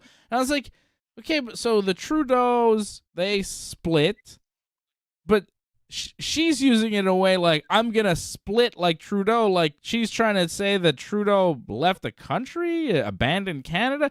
Like, what she's saying makes no sense. You're going to split from who? Zoe Stark? What the fuck are you talking about? I'm going to split like Trudeau. She's just saying a thing in Canada because she's in Canada. Maybe this was written for her, but at any point does she think, this doesn't make any sense? Maybe stop saying it? But no, it was not only used, like, when she said it on the house show, I was like, that was weird, and that didn't really work. And the crowd was like, huh? And then she did it on TV the next night, and I was like, no, what are you doing? She's doing the same promo. I'm like, uh-oh, the Trudeau line. They're going to edit the Trudeau line for sure. And she left it in. I was like, and the crowd was like, and the crowd just starts chanting, "On s'en calisse," which means we don't care. Well deserved. Yeah, and I loved it because you don't see a "On s'en calisse" chant at WWE shows very much, right? Doesn't happen on wrestling TV too much. Here and Quebec, there. Yes. Here in Quebec, in this great province. Yes. Quebec a lot. On s'en calisse. But I thought WWE was supposed to be about politics, yet I guess sometimes it can't be. Do you remember that? Titus said that, like, free of politics? Is that what he said? Yes, not. Yeah, well. Yeah. But just that line made no sense. It was awful. It's just something. It's just something that, it's in the news or whatever. It's like, oh, we'll take a spin on it kind of thing. And yeah, it didn't make any sense. I know. The delivery was bad. Like Trish, like, she wasn't always the greatest at promos. Like, I think she was good at being annoying to people, but it doesn't always come out very well. It felt like a lot of that problem didn't come up. And it felt like she was lost, too. I don't know if you caught that, too. It was like, she's just standing there, like, not saying anything. And Becky's like, are you scared? Yeah. And like, yeah, I'm scared. Like, what? Like, the whole build up to that? Like, what are we doing here? Yeah. I think she got lost. And the promo got lost. Yeah. Well, when the fans started chanting and then she responded to the fans and it was confusion, it got a little muddy after that. Becky stole her hat. Like, then it got goofy. And then she announced that Becky will wrestle Zoe Stark in a Falls Count Anywhere match next week on Raw. And they said, oh, we're going to do things like backwards. But how is that backwards? I don't understand that. Like, we're going to go backwards from a cage match? Backwards is Falls Count Anywhere? What? Again, like, what they're saying doesn't make any sense. Yeah. This whole feud has been odd. Becky and Trish will wrestle 1 week from tomorrow night at Payback in a steel cage, so that's something. It is something. I didn't like the main events that they did. Damian Priest, Finn Balor beat Kevin Owens and Sami Zayn when Kevin Owens just hits Finn Balor with the Money in the Bank briefcase. Was it Finn Balor he hit? Yeah. Yeah, why did he do that? I think it was Finn, yeah. Because they threw the briefcase in the ring, so he used it. So yeah, but it was handy. Yeah, I know it's dumb. He loses. He gets disqualified. Yeah, I know. Thankfully, he knew that it was only 10:46, and there was time for a 6-man tag team match, playa, because Dominic Mysterio jumped in and started beating up Kevin and Sami with Damian and Finn, and then Cody Rhodes made the save, and then we have a 6-man tag that Cody, Kevin, and Sami won when Kevin stunnered Dominic for the pinfall. And then Sami cut a post-match promo in French and says the red belts are for Canada and the blue belt is for Quebec, the tag team belts that they have. Actually, the red belt is for Raw, and the blue belt is for SmackDown, Sami. I don't know. Maybe he got confused. Maybe he got excited. But he said, to us, the red belt is Canada and the blue belt is for Quebec. And I was like, all right. That's nice, I guess. I don't really understand what that means, but. I was just trying, to get the hometown happy, Guys, love us more. They love you, Sami. You're good. I don't know. Got a great reaction when it came out to start the show. That was a good, 6-7 minutes right there. Yes. I thought the crowd was really hot in Quebec City. They don't get Raw ever. This is a big deal for them. I feel like maybe they got it, a very long time ago, maybe. But that was about it. If they ever did. I feel like, didn't they get it when, the Rougeos were around, maybe? Possibly? The Quebecers? Or maybe it was just house shows. Maybe they only got Quebec City. Yeah. I mean, I think they probably have had Raw before, but it hasn't been for a very long time. Quebec City hasn't had TV in at least 20 years, you would say, Yeah, maybe more. Yeah, possibly. Probably more. So it was rare, It was nice for them to get it. I'm happy to see them get the show and have it go so well. Akira Tozawa beat The Miz without help from LA Knight. Right. Yeah, that happened. It was just another thing that happened on Raw, and I was glad when it was over. LA Knight was on commentary. He was good on commentary, but LA Knight's doing this feud with The Miz, and Tozawa beat him. So who cares about when LA Knight beats him? Tozawa just beat him. Well, if you notice with The Miz, he doesn't ever really win. So. Yeah, but if you're trying to build him up for LA Knight and he's losing to the biggest jabroni on the roster. What are you doing? It just felt like a very bad move and a strange booking choice to have Miz just lose. I mean, at least have LA Knight cost him the match. That's not what happened. Tozawa just rolled him up. Well, I think the idea is that the Miz, despite losing, can still be over. I think there's something they're trying to prove with that. I don't agree with the idea, but I think that's what they're trying to do. Is like, oh, he could lose all the time, but he'll still be someone people care about, kind of thing. Which I think is ridiculous, but whatever. Like, I don't care about the Miz, so yeah, I don't care about the Miz. Raquel Rodriguez came back this week. She's gonna wrestle Rhea Ripley at Payback. So there's that. A few matches got put together for Payback. Rhea Ripley, Raquel Rodriguez, Becky Lynch, Trish Stratus in the steel cage set for Payback. Seth Rollins, Nakamura for the World Heavyweight title. And Cody Rhodes on the Grayson Waller effect. All official for Payback next week, and we'll preview Payback here. LA Knight versus The Miz also set to be on that show. So we got Payback and All Out next week. Yes. Oh, damn. Yeah, All Out is next Sunday, right? Why? I still don't understand what AEW is doing here with these shows back to back. It makes no sense. It makes no sense. I feel like they're getting a pass from a lot of people because people want to give AEW a pass for a lot of things. But this is some dumb shit. Why would you do All In a week before All Out? Why? No one has given me any good reason why. No one has explained why this is a good idea. No one. Well, I don't know if anyone can really explain it. I think just the idea is that they always do All Out, so they're always going to keep that. But they also have this special thing that they're doing now. So this is a special, possible one-time thing, so they're going to do this now. Why couldn't they have just called this All Out? Or All In? Or All Out. Because I guess All Out has to be in Chicago. It was there last year, right? So they don't do enough shows in Chicago.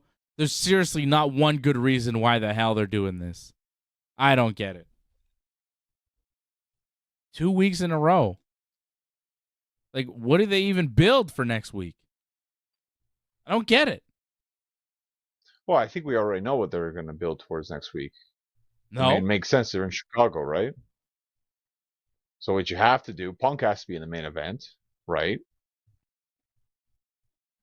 And unifying, like, the AEW titles. Can you get that put together in a week? Is that enough time to set that up? I mean, if it's MJF, it's already set when you think about it. Who wins? Well, I put Punk over. I think Punk's the true world champion. No! So, yeah. No! And then it's just all wrestling. We get the Elite out because you already put the X on the Elite. So I love this. I didn't want to hear Kenny you. Omega shirt. We're wearing a Kenny Omega shirt. This is so beautiful right now. I should be wearing an MJF shirt because this guy is the best thing in pro wrestling. What the hell are you talking about? Punk should beat MJF? No.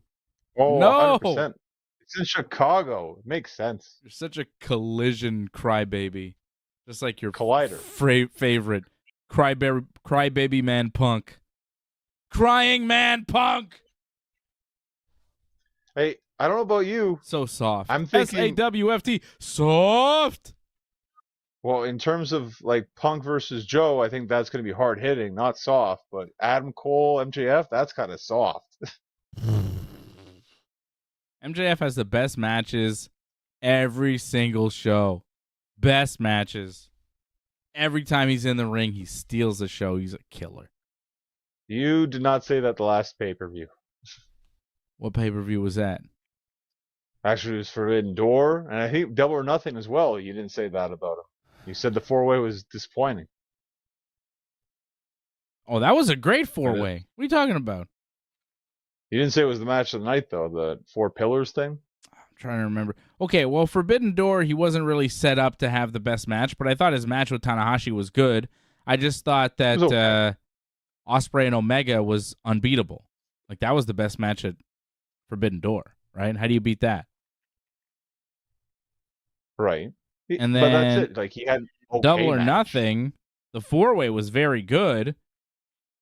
What was the match of the night there? I thought maybe the four-way, no? If I remember correctly, I don't think you said the 4-way was. I feel like you may have said the main event was.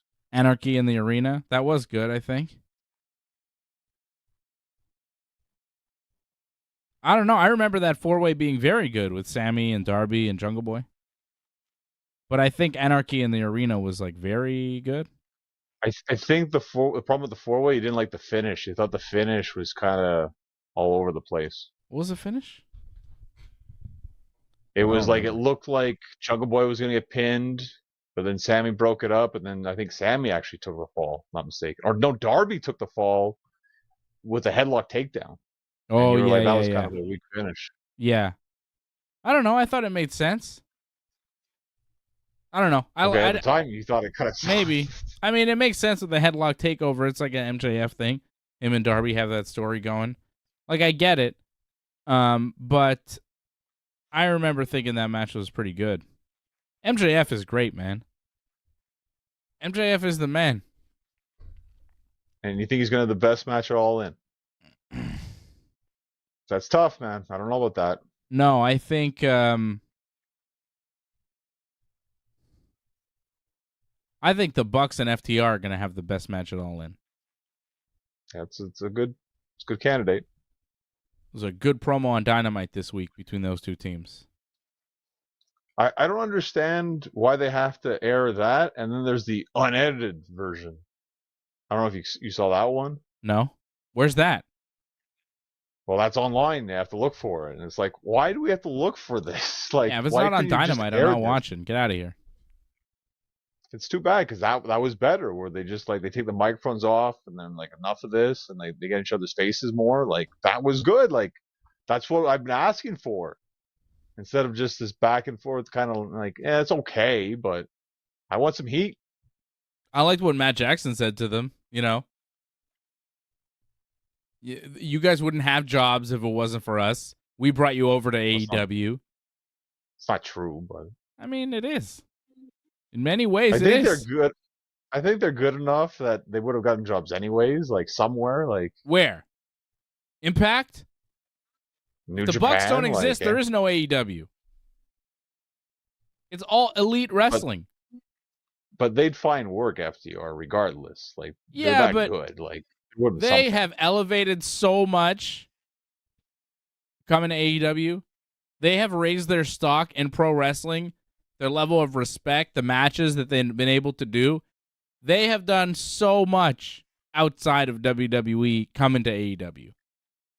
I would even say that no ex-WWE act has elevated post-WWE in AEW as much as FTR. I mean, it's someone would say Moxley. I mean, that's debatable. Whatever about that, I He was guess. already world champion. FTR were already tag team champions in WWE, but they weren't kind of like a main event act, Right. It's debatable. I'll give you that. But they're, a lot of guys have come over from WWE to AEW, and not all of them have elevated up from what they were in WWE. A lot of them have kind of basically stayed at the same level of what they were in WWE on the card. Adam Cole would be one, I think. Adam Cole was more NXT, and then he never really did the main roster, and this is kind of main roster for AEW, and he's main event level here. But he was at that kind of level where he was there. He was one of the guys. I think if Adam Cole were in WWE today, he'd be like one of the top guys. Triple H is a big fan.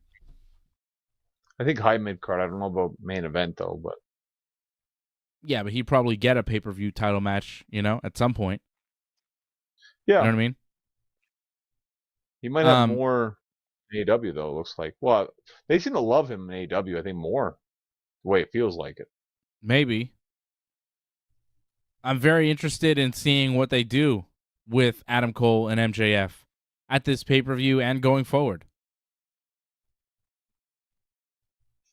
Well, you know, are they going to win the tag titles? I guess we should start with that, right? Like, are they let's winning break it down. at let's do it. It's supposed to be the I don't opening think they win match. tag titles.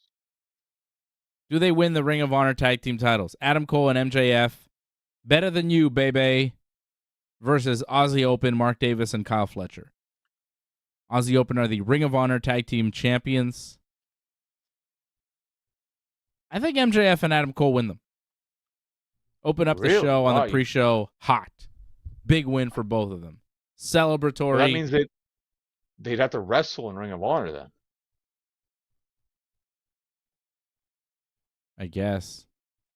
See, that's where I'm like, I don't know about that. Like, MJF's going to wrestle more often? Like, oof. Yeah, okay. But then what, they lose? Well, something happens, Roddy Strong comes out or does something screwy, screws them up and cause conflict going into the match, add some heat. I could see that happen. Yeah. Maybe they won't win, because you're right that it's Ring of Honor. Maybe MJF doesn't want to go to Ring of Honor. I could see them doing one match at Ring of Honor to drop the belts. I saw that comment too. Like, I don't know about you felt about Dynamite, but I really felt that they were pushing the fact that Adam Cole is probably turning on MJF. That's what it felt like with that whole sit down with Renee that Adam Cole did. Yeah. It was a good one too. That was good. The way they took all the highlights of all the things that Adam Cole has kind of done behind MJF's back, where maybe he's not really MJF's friend. That was a good edit video package. Really good. And Cole's reaction was good too. He just got mad and stormed off. Like, that's good. Yeah, because it leaves it ambiguous. You don't know if he got mad because he's upset, because it makes him look bad, but he's not really that bad. You don't know if he's mad because he's been caught. You can't quite tell what. Like, is he mad because of how it makes him look and he's not really like that and he really loves MJF? Or is he mad because how it makes him look and he really is like that and he doesn't want to be exposed? Him saying nothing was really good. It was a very good little promo segment. I thought they did a good job planting the seeds of doubt. And I still don't know. Is Adam Cole going to turn on MJF? And you think, man, if he does, it would make so much sense. Because MJF has been a bad guy, right? He's a scumbag. And the whole story is Adam Cole has taught him to trust. MJF could never trust. He could never open himself up. But Adam Cole has taught him to be trustworthy and to love him and to be a friend and all this stuff. And now he's a nice guy and he's cool with the kids and he's a baby face and he's doing all the things, slapping hands. And everybody loves MJF and it's all a nice story. But if Adam Cole is the one to turn on MJF, it would break him and make him more evil than ever. And he would become a supervillain, It's like a supervillain origin story. He was mean, but then he was taught to love. But then the man who taught him to love broke his heart, and now he wants revenge on everyone. It's good. It's good. And if Adam Cole does turn on MJF, I think the crowd will be like, oh, fuck you, Adam Cole. But then what MJF will do to Adam Cole in response will be so horrible and horrifying that I think that you could get the crowd back on Cole's side and MJF as the heel. But I think if Adam Cole does turn on MJF, the crowd will be like, what? They will not be happy with Adam Cole. They'll be very upset. And MJF will remain the babyface until he gets some sort of horrific revenge. But Adam Cole turning on MJF doesn't really mean Adam Cole's going to win the AEW World title. So, what's the point of turning on him if you're not actually going to win the title? Maybe he doesn't turn on him. Maybe they stay together as friends. Because them together as friends has been working for AEW TV. The crowd loves it. They're selling T-shirts. It's doing well. Business-wise, it's good. So maybe they just have a nice, hard-hitting match. You think they're going to turn on each other, but they don't. MJF just wins. Maybe MJF is the one to use a diamond ring and kind of, you know. Who knows? But if he does it, maybe Adam Cole understands. If MJF cheats to win, Adam Cole will understand because they told each other, you know, they got to do whatever it takes to win. And you know me, you know my game, you know what I'm all about. But after the match, we're friends again. So I could see Adam Cole even forgiving MJF for cheating to win if he does. And I don't think that MJF is losing to Adam Cole because, like you, I believe the big money match is MJF versus CM Punk to determine who is the real world's champion. And I don't think the big money match is Adam Cole versus CM Punk. No disrespect to Adam Cole. I just think MJF is the guy to do it. Like Adam Cole, CM Punk would be a hell of a match. But I just feel like MJF is the champion. He's looked at as the champion. CM Punk is looked at as the other champion by some. And maybe he was the guy who was supposed to wrestle MJF, remember, before he got suspended? Yes. Or went away. So it makes a lot of sense for CM Punk and MJF to be the ones to wrestle next week at All Out. So I think MJF will yeah, I'm going to agree with you. I think they probably don't win the tag titles, but I'll skip ahead and I'll say that MJF will win. He'll beat Adam Cole, and I don't think they'll turn on each other. I don't think they should. If anything, I want to see them beat the shit out of CM Punk together. I think that'd be fun. This is tough. Like, I find WWE predictions are a lot easier than AEW predictions because WWE, it seems a lot more like clear in terms of where they're going, the direction. AEW, it feels like you know where they're going, but then it goes completely different directions sometimes, and it's like you're spot on or you're completely off with AEW. It's like you almost have no idea. Like it's all over the place. Yep. So, yeah, we have this one idea, and maybe it's this way, but it really could go many different ways. Yeah. But I agree though. I think they don't win the tag titles. I think MJF wins. I'm not sure about the whole they break up or not break up thing, but I think somehow, some way, MJF will walk out still champion. Yeah. I'm very intrigued what's going to happen because I'm not sure how it's going to happen. Maybe MJF will pay Roderick Strong to turn on Adam Cole. Like, I feel whatever happens, you have to have Punk involved in the end, right? To help set up All Out. That would be good. There should be like some sort of stare down or something with them. So whatever happens, you got to leave it open for Punk as well. Yeah, I think this show you have to set up something, at least one or two matches, at least for next week, because you have a pay-per-view. We have two matches so far. What? You had three matches so far? For All Out, I think Darby Allin's challenging for the TNT title. Yeah, and Miro is wrestling Hobbs. And it feels like, because they haven't announced this for All In, and they're going this direction, so I'm guessing it'll be for All Out. I think Ruby Soho will probably wrestle Chris Statlander for the TBS title. Yeah, I could see that. Super chat. I could see that. But I'm saying, at this pay-per-view, All In, they better set up a few matches for All Out. Right? Like, it would be smart. Oh, they have to. Like, they got to set up at least 1, 2, maybe 3, 4 matches for next week's show. Because, you know, you're going to have a lot of eyeballs on you. You might as well use them to promote the next week's show that you want people to pay for. Another one you want people to pay for. So, okay, we got Jack Perry defending the FTW title against Hook. That's on the pre-show, the Zero Out. But why are they advertising Jack Perry's going to retire the FTW title on Collision? Well, Collision happened after Dynamite, so... Yeah, but you know what I'm saying?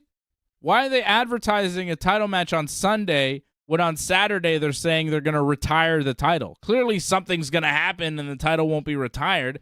Seems dumb.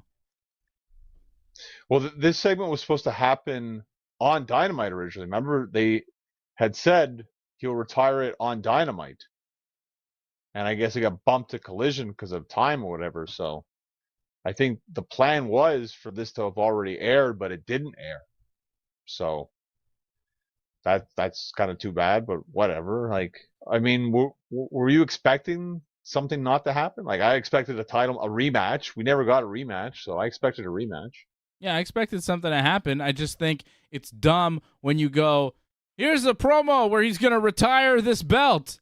But don't forget to tune in Sunday when he will have a match for the belt. So, well, clearly he's not going to retire the belt on Saturday if he's defending it on Sunday. It's just dumb. The concept of that is dumb. Shout out. They clearly should have aired it on Wednesday. They should have aired it on Wednesday, obviously. They were supposed to. Botch. Shout out to Randallus dropping the super chat. He says, I'm donating because you ripped on CM Punk. Yeah. So I'm going to be the one talking shit about Punk here. And I know Johnny North is pro Punk. He watches Collision every week. He's a Collider. He loves it. I like CM Punk too, but You're not a fan of the anti-elite I think promos, that he opens his mouth. I think part of what makes Punk fun is that he opens his mouth when he shouldn't. And I think part of what makes Punk kind of a dick and difficult to be around for a lot of his peers and seems to cause a lot of trouble. He just causes trouble. It's that he opens his mouth when he really shouldn't. It's like a double-edged sword with Punk. What you like about him is also what makes you go, oh, man, come on. Did you have to go there? Like, I like when he does it within the confines of what he's doing in pro wrestling and what his current feuds are and things that make sense. But when he starts talking about Hangman, I'm like, dude, you're never going to wrestle Hangman. Why are you talking about Hangman still? Off air to the, like, why are you? I just don't understand why he just won't leave things alone. CM Punk is like a man with a scab and he just can't stop picking at it. I'm like, dude, just leave it alone. It'll heal. If you leave it alone, it'll heal. He doesn't want to leave it alone. He doesn't want it to heal.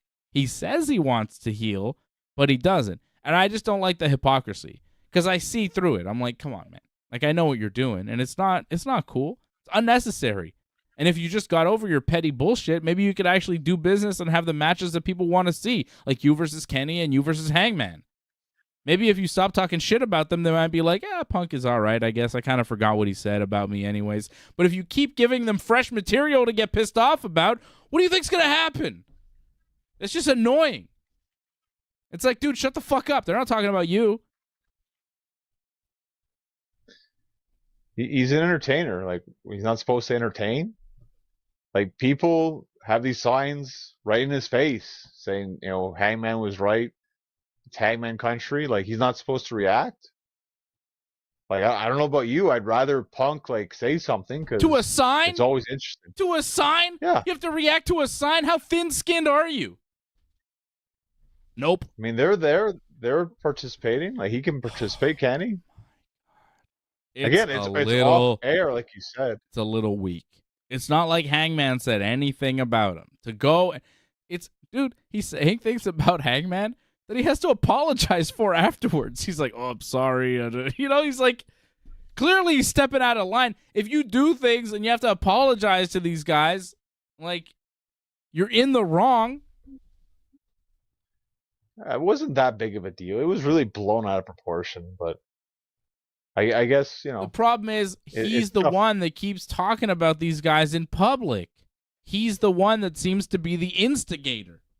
I love CM Punk. He's a great wrestler. He's great on the microphone. He's one of the greatest of all time. He's a Hall of Famer, whether the WWE wants to acknowledge it or not. But I can see why people don't like him. I don't know him. I might get along with him fine.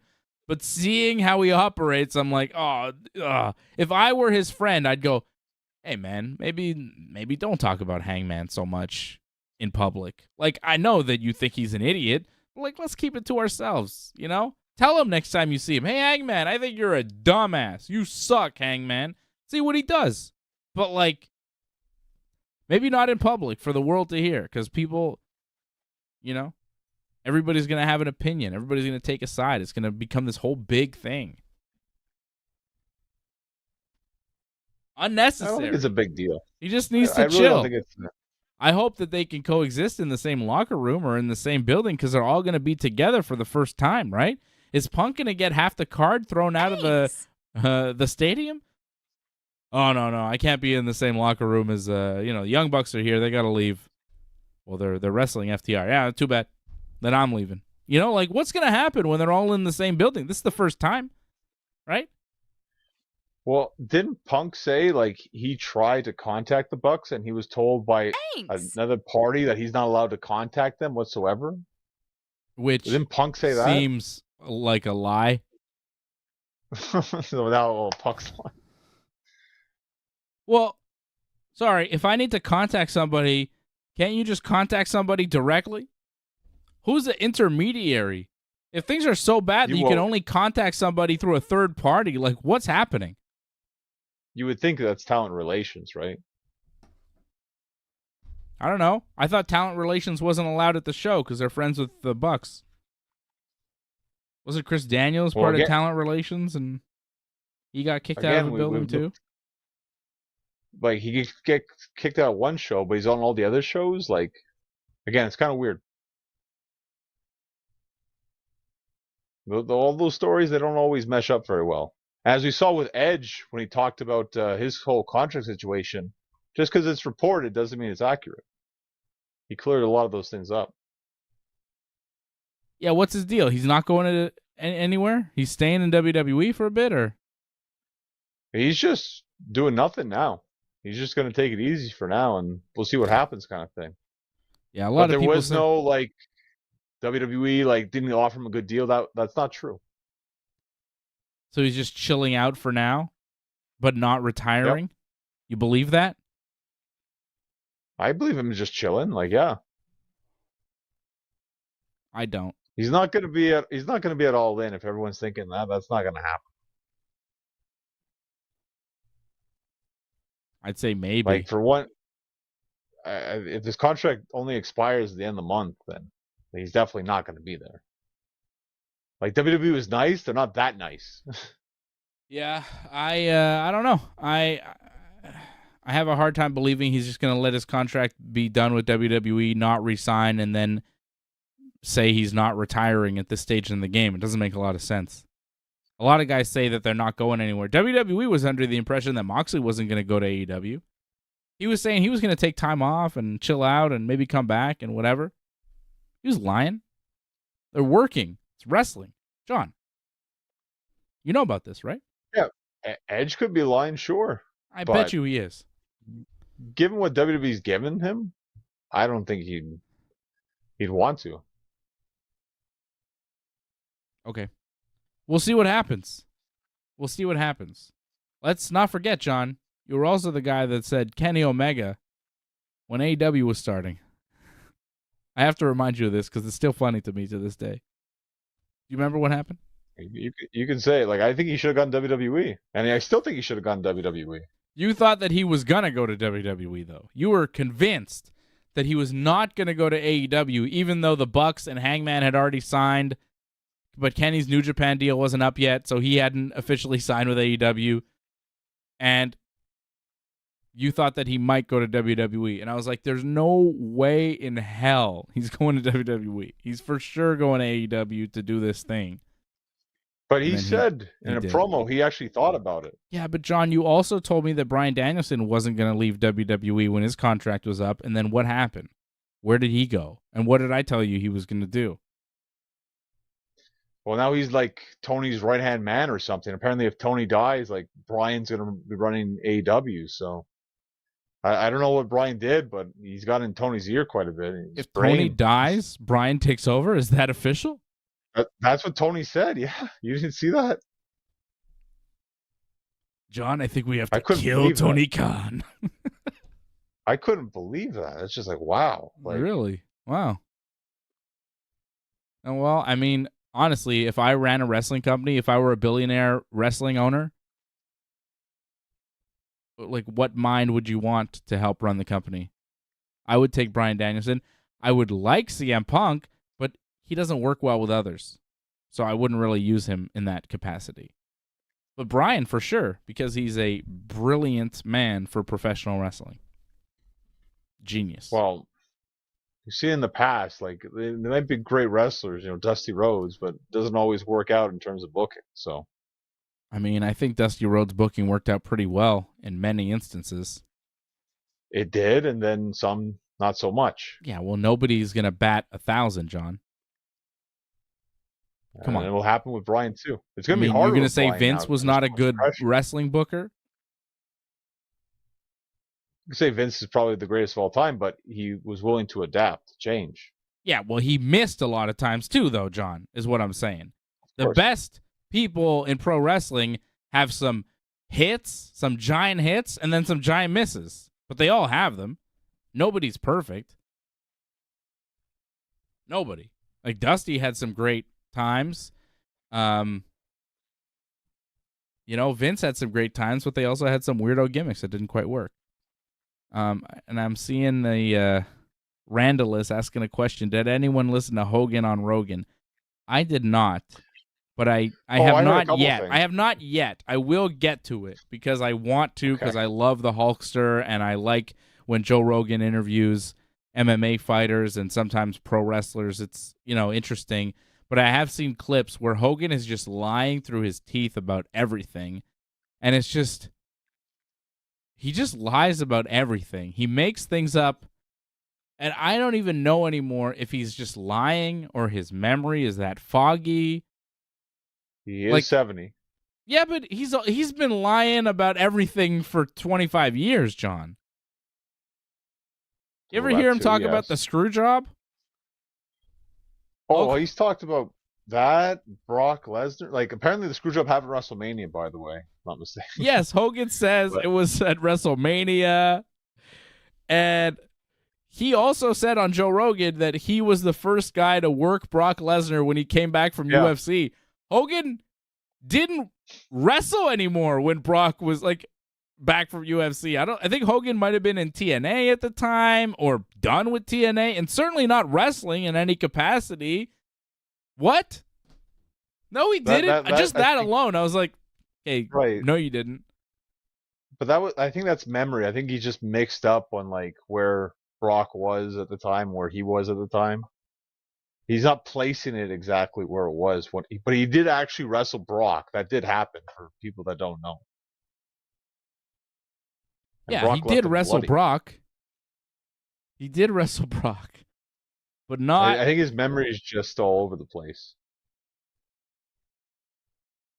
But yeah, not after the UFC. He didn't discover him or whatever, I think he said to. Did he say he discovered Brock Lesnar? I feel like he worded it in that kind of way, like he discovered him or something, yeah. And he had a physical altercation with him, and, Brock backed down because I'm the Hulkster, brother. It's like, what the hell? The thing is, too, I wonder with Hogan, is it Hogan saying it or is it Terry Bollea saying it? I wonder, does Hulk Hogan believe that, in Hogan's mind, that's what happened, But in Terry Bollea's mind, he knows he's just working? It could be. This goes back to the whole, Hogan's penis thing. Yes. When he was on the witness stand during the Gawker trial, he said, whoa, brother, because somebody was describing Hulk Hogan's 10-inch penis. I think it was part of the character? No. Right. Somebody was saying something about Hogan's 10-inch penis, and Hogan's like, whoa, brother, I'm Terry Bollea. Hulk Hogan, the character, has a 10-inch penis. I was like, wait a second. When Vince is thinking about the characters, he also thinks about how big their dicks are? What do you say? No, brother. Terry Bollea doesn't have a 10-inch penis. That's Hulk Hogan. Like, what? Fucking I think crazy. That's the philosophy. He is too much. He's too much, and I really don't know if he knows that he's lying. There's so many things that he says that are just like, well, he was going to be the bassist for Metallica. Nobody in Metallica corroborates that story. Everybody's like, what? We don't know this guy. What are we talking about? So many things. He brought Simon Cowell to the United States. That's a new one. He didn't. That's a new one, yeah. That's fake. Yeah. It's not true. He just makes shit up constantly. And I don't think that it's like poor memory. I just think he's a pathological liar and doesn't care if he does it in, public where everybody can see and hear and fact check. It's amazing. It could be like George. I can see that. He's just said so much. The Foreman grill was supposed to be his, but he turned it down. That's not true. He wrote that in his book too, I think. Of course he wrote he wrote a lot of bullshit in his book. A lot of lies. Whatever. Hey, brother. He's the worker of all workers. The carniest of the carny. The most in it for himself brother there ever was. And somehow he shot to the top. The Hulk Hogan story, the Hulk Hogan persona, the man Terry Bollea. It is just fascinating to watch him operate because he's something else. And I've talked to Hogan. I've interviewed Hogan. And he is way smarter than he lets on. Oh, tremendous. Maybe the best politician in wrestling. He is slick. Slick. He is a smooth operator. He knows how to get shit done. I'm not surprised he's had so much success in pro wrestling because he sees things that others don't. He is a smart man. And not a lot of people are going to say that about Hulk Hogan. But some would that know him probably. But if you get a little bit, if you get a little insight into the guy, you're like, oh, this guy, he is a professional, business smart, very business smart, very savvy. Smart guy, that Hulk Hogan. He's not fucking around. That's why when he makes up these stories, I don't think he's doing it because he thinks that they're true. I think he's doing it to just grow the legend. Yeah, very possibly. It's just to grow the legend because the story's better than the truth. So he just tells the story. And he's made a career out of that. So why stop now? His whole life has been like that. For it. Yeah, Joe Rogan. Joe Rogan doesn't know any better. He doesn't know the facts behind Hulk Hogan's career.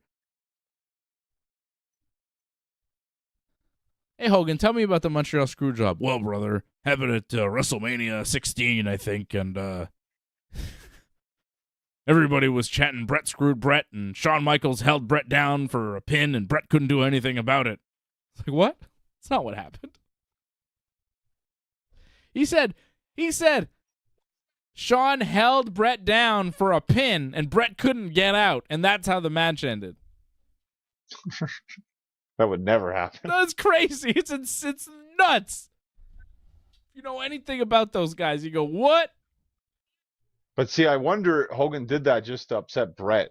Because Brett, if he heard that, would be mega upset about that. Yeah.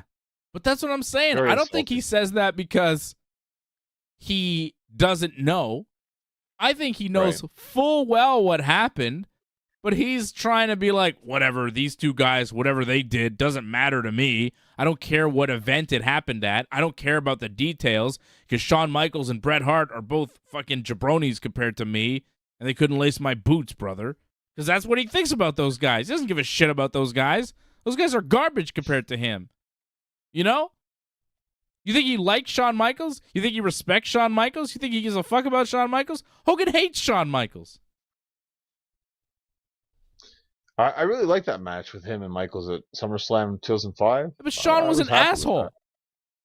Yeah, but it's like, well, if Shawn wants to be a jerk, let him be a jerk, Exactly. Hogan still gets the win and walks away, and that's it. Right, brother. Hogan's got the bank account. Hogan's the legend. Hogan wins. And Shawn was mad that Hogan wanted to win, right? Well, wasn't that the issue? The way they planned it. The plan was, Shawn had the idea, Shawn would win the first one, then Hogan would win the next two. And then Hogan's like, how about we do this? I win the first one. I win the second one. I win the third one. Sean didn't like that too much. So what? It's Hulk Hogan. Exactly. Who are you? I agree. Who is anybody? If you're mad losing 3 straight matches to Hulk Hogan, you're in the wrong business. I don't care what year it is. I don't care how old you are. If you're mad having 3 straight pay-per-view matches that'll sell out, that'll make you fucking big money, and you're losing to Hogan, you're in the wrong business, Shawn Michaels. Or your ego is just fucking bigger than it should be. Because at the end of the day, Shawn Michaels is wrestling famous. Hulk Hogan is real famous. You think Shawn Michaels is getting invited to the Joe Rogan Experience? You think anybody gives a fuck to interview Shawn Michaels in 2023? No is the fucking answer. Because Shawn Michaels is wrestling famous. Wrestling respected. Not real famous. Not like the Hulkster. The Hulkster is an icon of entertainment. Shawn Michaels is just, the Heartbreak Kid, Mr. WrestleMania. Like, great wrestler. Amazing. But Joe Rogan's not looking for him today. Nobody's really looking for Shawn Michaels today. He's a coach in NXT, and it's all good. But he's not a global icon still years after his retirement like Hogan. And that's why Shawn shouldn't have been mad losing to Hogan, because it's Hogan. Nobody should be mad losing to The Rock. Nobody should be mad losing to Hogan. They're bigger than you. They're bigger than the business. It is what it is. Shawn had an ego, but, not surprising. Back to All In. Yes. FTR versus the Young Bucks. Who wins? I mean, we had Bucks before the whole Cash Wheeler arrest, so I mean, I'm not surprised that people are now saying Bucks for sure now. I think they should. The thing is, are we doing the rematch at All Out? Because I think they should. Yeah, I would like that. 2 out of 3 falls or something. Right. So I think the Bucks probably win All In, and maybe FTR win it back at All Out. See something like that go down. I wouldn't give the FTR tag team titles right now. You're going to give a guy a belt in your company who pulled a gun on somebody in traffic? Allegedly. Got arrested for it? Still will be at All In, though. Yeah, so that's good. Is that who you want to promote? I mean, the safe bet is put on the Bucks. I mean, we're expecting the Bucks to win at All In no matter what. So what happens in the future, we'll see. But for All In, we had Bucks before, and, it hasn't changed. Super Kick Party. Young Bucks beating the FTR. No rematch at All Out. No rematch ever. That'd be great. But, I don't think, honestly, I was not sure who was going to win this match. But after Cash got arrested, it's you kind of got to take the belts off of them now. You kind of got to take the belts off of them at least until things cool down and you figure out what the hell's going on and the legal matter is resolved. Because you can't have a tag team champion going to jail. It's not good. It's not a good look for the company. So until that's resolved, you got to take the belts off of them. It's smart. It's smart booking because, if things go south with Cash and, who knows? Maybe he gets into another incident and then his bail is revoked and he's got to go to jail and wait out until a trial or whatever. Things could go wrong, and then you lose a tag team champion and then you have to do interim and it's all a mess. So I think the safe bet right now, take the belts off of them, figure out what's going on with FTR, make sure Cash deals with his legal stuff, and then maybe put the belts off of them when everybody's free and clear. But right now, take how you feel about FTR as a tag team out of this. Just think about it in wrestling terms, and if you're running the company, you don't want one of your champions possibly going to jail. But here's another thing, because it kind of seems obvious. And if he's not going to jail, before All Out, maybe you have them retain it All In and then lose it All Out. Yep.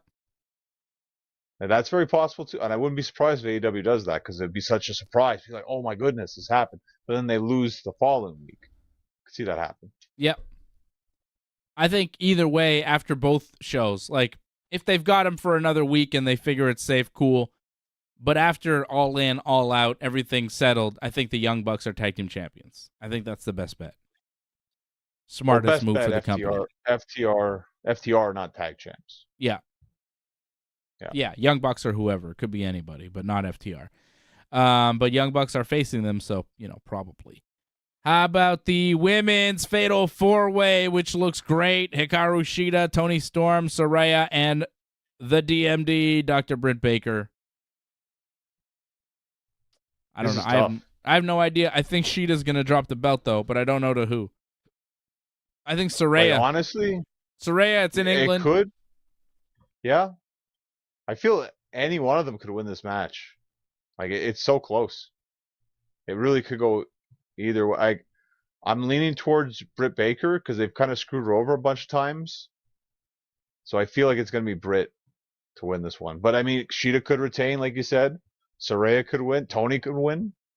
It's very tough, actually. I feel like wrestling right now needs a feel-good moment. And Saraya winning in front of her family and friends and, 90,000 plus in her home country. Biggest wrestling attendance ever. Biggest paid wrestling attendance ever. In her home country, winning the belt for the first time. The crowd will go nuts. I think that's the feel-good wrestling moment we need this weekend. So I hope she wins. Be a nice moment for her. Nice moment for wrestling. Though. Right?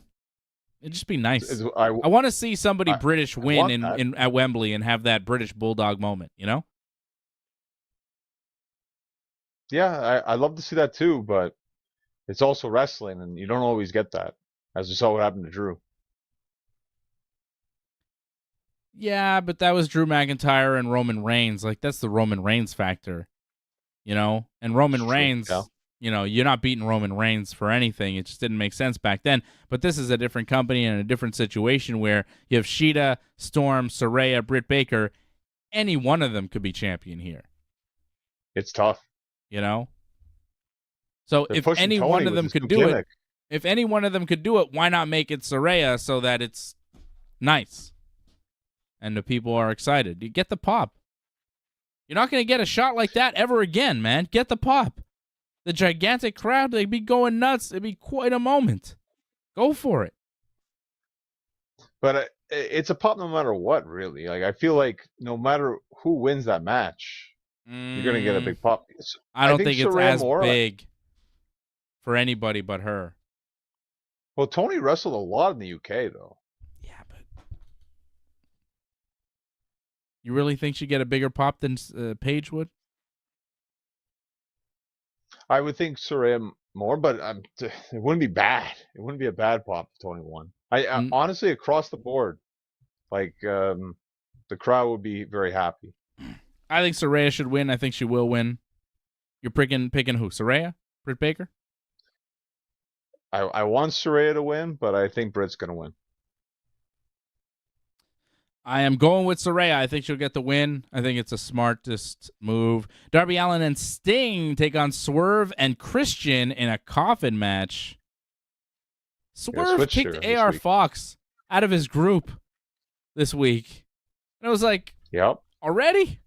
And then Darby's like, you may have almost killed my friend Little Wayne here, but you were friends with me before, so we are friends again. Lil Wayne's like, all right. I almost killed me, but I guess we're friends. But it makes sense for the match. It's a better match now. Oh, yeah. Swerve and Christian against Darby and Sting, that's money. The coffin match gimmick, I don't really know how that's going to turn out, but obviously Darby and Sting are going to win because Sting doesn't lose. Right, but still, like, see Christian in that match? Like, I'm looking forward to this much more now. Christian's always great. I love when Christian came out. It was like, he comes out, he's the new partner for Swerve, He comes out. This promo was fantastic. The promo on Nick Wayne this week. I understand. You have a father. I understand that he's dead. It's like, fuck. So good. Christian, he's talking about every wrestler who's got a dead father is paired up with Christian, and Christian just talks shit about their dead father constantly. He did it with Jungle Boy. I think he did it with Brian Pillman Jr. Yeah. Christian's just like, oh, there's a guy with a dead father gimmick. Christian, get over here. Say some mean shit to this guy. And then he does. That was loud. The a-hole chance he got, that was very loud. He was so good. He's a master, and he's just evil. And he's like, I understand your father was a wrestler, but I never heard of him, so he must not have been that good. And good for you. You don't really have much to live up to. And it's like, fuck. The kid's right there. His mom is there in the front row, too. And his dad is really dead. And his dad really was a wrestler that Christian never heard of. And, we didn't either, but doesn't mean he wasn't a good wrestler. But Christian's just like, that means he sucked. He was nothing. You're nothing. He's dead. You'll be dead one day. Oh, my God. Christian is fucking mean. Vicious heel. Good promo. He's gonna lose. The team's gonna lose. I don't know if Christian goes in the coffin again, but yeah, I don't think his team will win. No. The Golden Elite, Kota Ibushi, Kenny Omega, and Hangman Page take on Konosuke Takeshita and Juice Robinson with Jay White. 6-man tag action. I don't give a shit about this. I saw the people asked Tony about that. They did the press conference call with him about All In, and he's like, people asked him, like, what's up with Kenny's match? How come it's so weak? And he's really? Like, it's not weak. It's a good match. Yeah. People asked him why the match sucks. I'm like, what is this? Couldn't you have given us something better for Kenny? Well, but, I mean, if you look at the last All In, like, that was a bigger match with him and Penta because it was the New Japan champion versus the Impact champion at the time. That was a big match. And now he's just in another 6-man whatever match. Yep. So it's kind of disappointing. Jericho's feels like in a big bigger nothing. Match. Disappointing. Yeah. Well, I think Golden Elite win, but yeah, it's not a match. I don't think people are going to look back and be like, wow, that was the match. It could be good, though. I mean, Ibushi, Kenny, and Hangman are pretty damn good. Takeshita, Jay White, Juice, they're good, too. They could have a really good match, but it's very rare you have a classic 6-man tag. It's hard to There's not enough heat. There's not enough heat built up. No. Like, it's kind of out of nowhere, this thing. Like, it will be all right. I mean, it definitely have some good action, some decent wrestling, but I mean, if you look at the rest of the card, this just feels like another match. And like Don Callis is involved in this, and that's kind of what this is all about, right? Kind of, yeah. But Don Callis, this is his B storyline. Yep. Like that's what's really shitty about this is these 6 guys have kind of been brought together here because Kenny and Don Callis broke up, and Takeshita is Don Callis' main goon. But Don Callis has been focused on Chris Jericho for the past several months, and he's in Will Ospreay's corner against Chris Jericho. That's his main thing. So this is the B storyline for Don Callis, and that's what Kenny Omega and Hangman are in? What? It is weak. It's super weak. Especially when you realize, like, this is just the leftovers of whatever you have with Don Callis. It's really the leftovers of what's not on the pay-per-view. Like, well, everyone else has a spot. Well, these guys are on the spot. Well, I'll just mash them all together. I think Golden Elite win. Kota Ibushi's there. I don't think he's going to lose. Can we see Kota in something other than one of these big tag matches? They did a 6-man at the last All In. He was main event of that one. Oh, yeah. But that was a long time ago. I'm talking about the last time we saw Kota. He was in that cage thing, War Games or whatever. Oh, blood and guts. Yeah. And now we're seeing him again in AEW, and it's another tag match. Like, I mean, at least give me Kenny and Kota in a tag match. If this was the Golden Lovers against Jay White and Juice Robinson, I think we'd be better off. Yeah, no, I agree. Like, I got nothing against Hangman or Takeshita. I think they're good. But I think if it was a reuniting of the Golden Lovers, Kota and Kenny together again as a tag team, that act is way more over than Kota, Kenny, and Hangman. You know, like... It's too crowded. No, yeah. I don't disagree with you on that one. It's true. If they would have just taken Hangman and Takeshita off the card, but I guess they wanted them on. And that's why we have this six-man. Separate matches. Yeah. They've got a tag in the singles, yeah. Yeah. All right, so we both have Golden Elite winning. I think Ray Cruz is picking the other ones. Bullet Club Gold to keep the feud going. I can see that, yeah. Well, I can see that, but I don't know. I feel like this is going to be face-heavy show winning, but could be wrong. Eddie Kingston, Orange Cassidy, Best Friends and Penta El Cero Miedo take on the Blackpool Combat Club team of Jon Moxley, Claudio Castagnoli, Wheeler Yuta, and they're teaming now with Santana and Ortiz, who returned to Dynamite this week. Santana looking like a different person. Is that still the same guy? What happened to him? Yeah, it's still the same guy. He just has a different look. Same guy, though. He looks very different. He looks bigger? A little bit. But same guy. Look different. He's going to be in this match. Where's he been? Well, remember he got injured at last year's Blood and Guts. Okay. Remember, like, his leg got hurt, and like he was just in the corner afterwards. Okay. And then we never saw him again for a while. That was when the Inner Circle was still around. Right. What about Ortiz? Where they wrestled the Inner Circle, actually. Where's Ortiz been? Ortiz was with Eddie Kingston, and then I guess they broke up, and then Ortiz got hurt, I think. Well, they came back, and they're with the Moxley team for some reason. It's not really clear why, but it's a Stadium Stampede match. Guys. Yeah, they just need the bodies. Yeah. And I guess Ortiz and Eddie Kingston aren't friends anymore, so there's a link there. I mean, if you want to make stuff, yeah, sure. There's that, sure. I don't even want to watch this match. This match, I might like go take a snack or a nap. Even I don't know. A nap. Wow. Might be a long match. If it's a half-hour match, I could take a nap during this thing. A little nap. Sounds nice. Well, I don't know about you, but I got the BCC winning. Yeah, I do too. I hope this is somewhat good. I really don't think it will be. Will Ospreay versus Chris Jericho, I think will be great. Will Ospreay is always great. He cut a good promo this week. Him and Jericho cut a good promo this week with Don Callis there in the ring on Dynamite. I think Ospreay wins. I liked it, but I felt Ospreay came off more like a babyface though in his promo. Yeah, he did. And it was like, was that supposed to happen?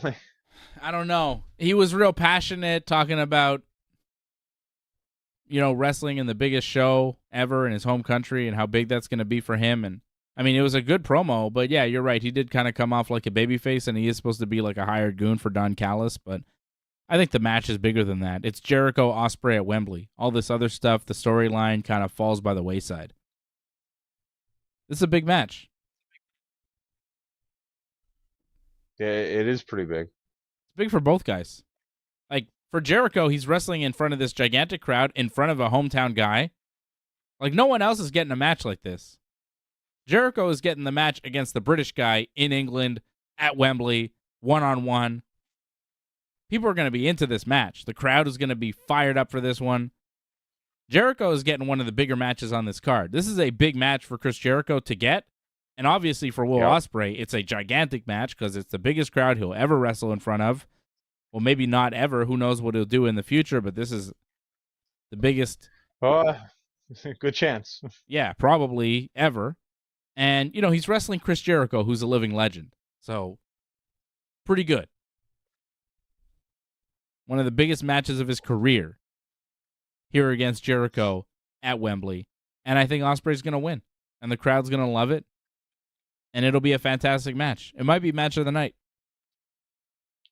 Well, I know you're big on hometown people winning, but I'm also big on guys that are actually in AEW winning. And Jericho actually is in AEW, so I feel like he should win. And they already gave Ospreay the win on a show already and Forbidden Door, so I expect interference. I expect a lot of shenanigans to happen, but I think Jericho should win this match. We're going to see him on future storylines going forward here. Like, to me, it makes sense Jericho wins. I mean, that's an interesting argument. I'm going to go with Ospreay. But I see your hometown thing. It makes sense. I get it. Yeah, for all the reasons he talked about in the promo, I think Ospreay wins. CM Punk Samoa Joe, singles match for the real World Championship. That's right. So CM Punk is defending his belt. And I think he'll win. I think so, too. I think the match will be great. I'm happy that CM Punk versus Samoa Joe gets the platform to be at Wembley in front of this crowd. CM Punk versus Samoa Joe probably wrestled in front of 200 people in a bingo hall somewhere for Ring of Honor, and now they're wrestling in front of the biggest wrestling crowd ever. So I think just for that alone, it's pretty damn cool. To bring this feud to that level, to bring this match to that level, I'm good with it. The only thing I don't like about it is that we had it a few weeks ago on Collision. We had a solid outcome. Punk won. It was clear. And it was a roll-up, though. Yeah, but I don't see...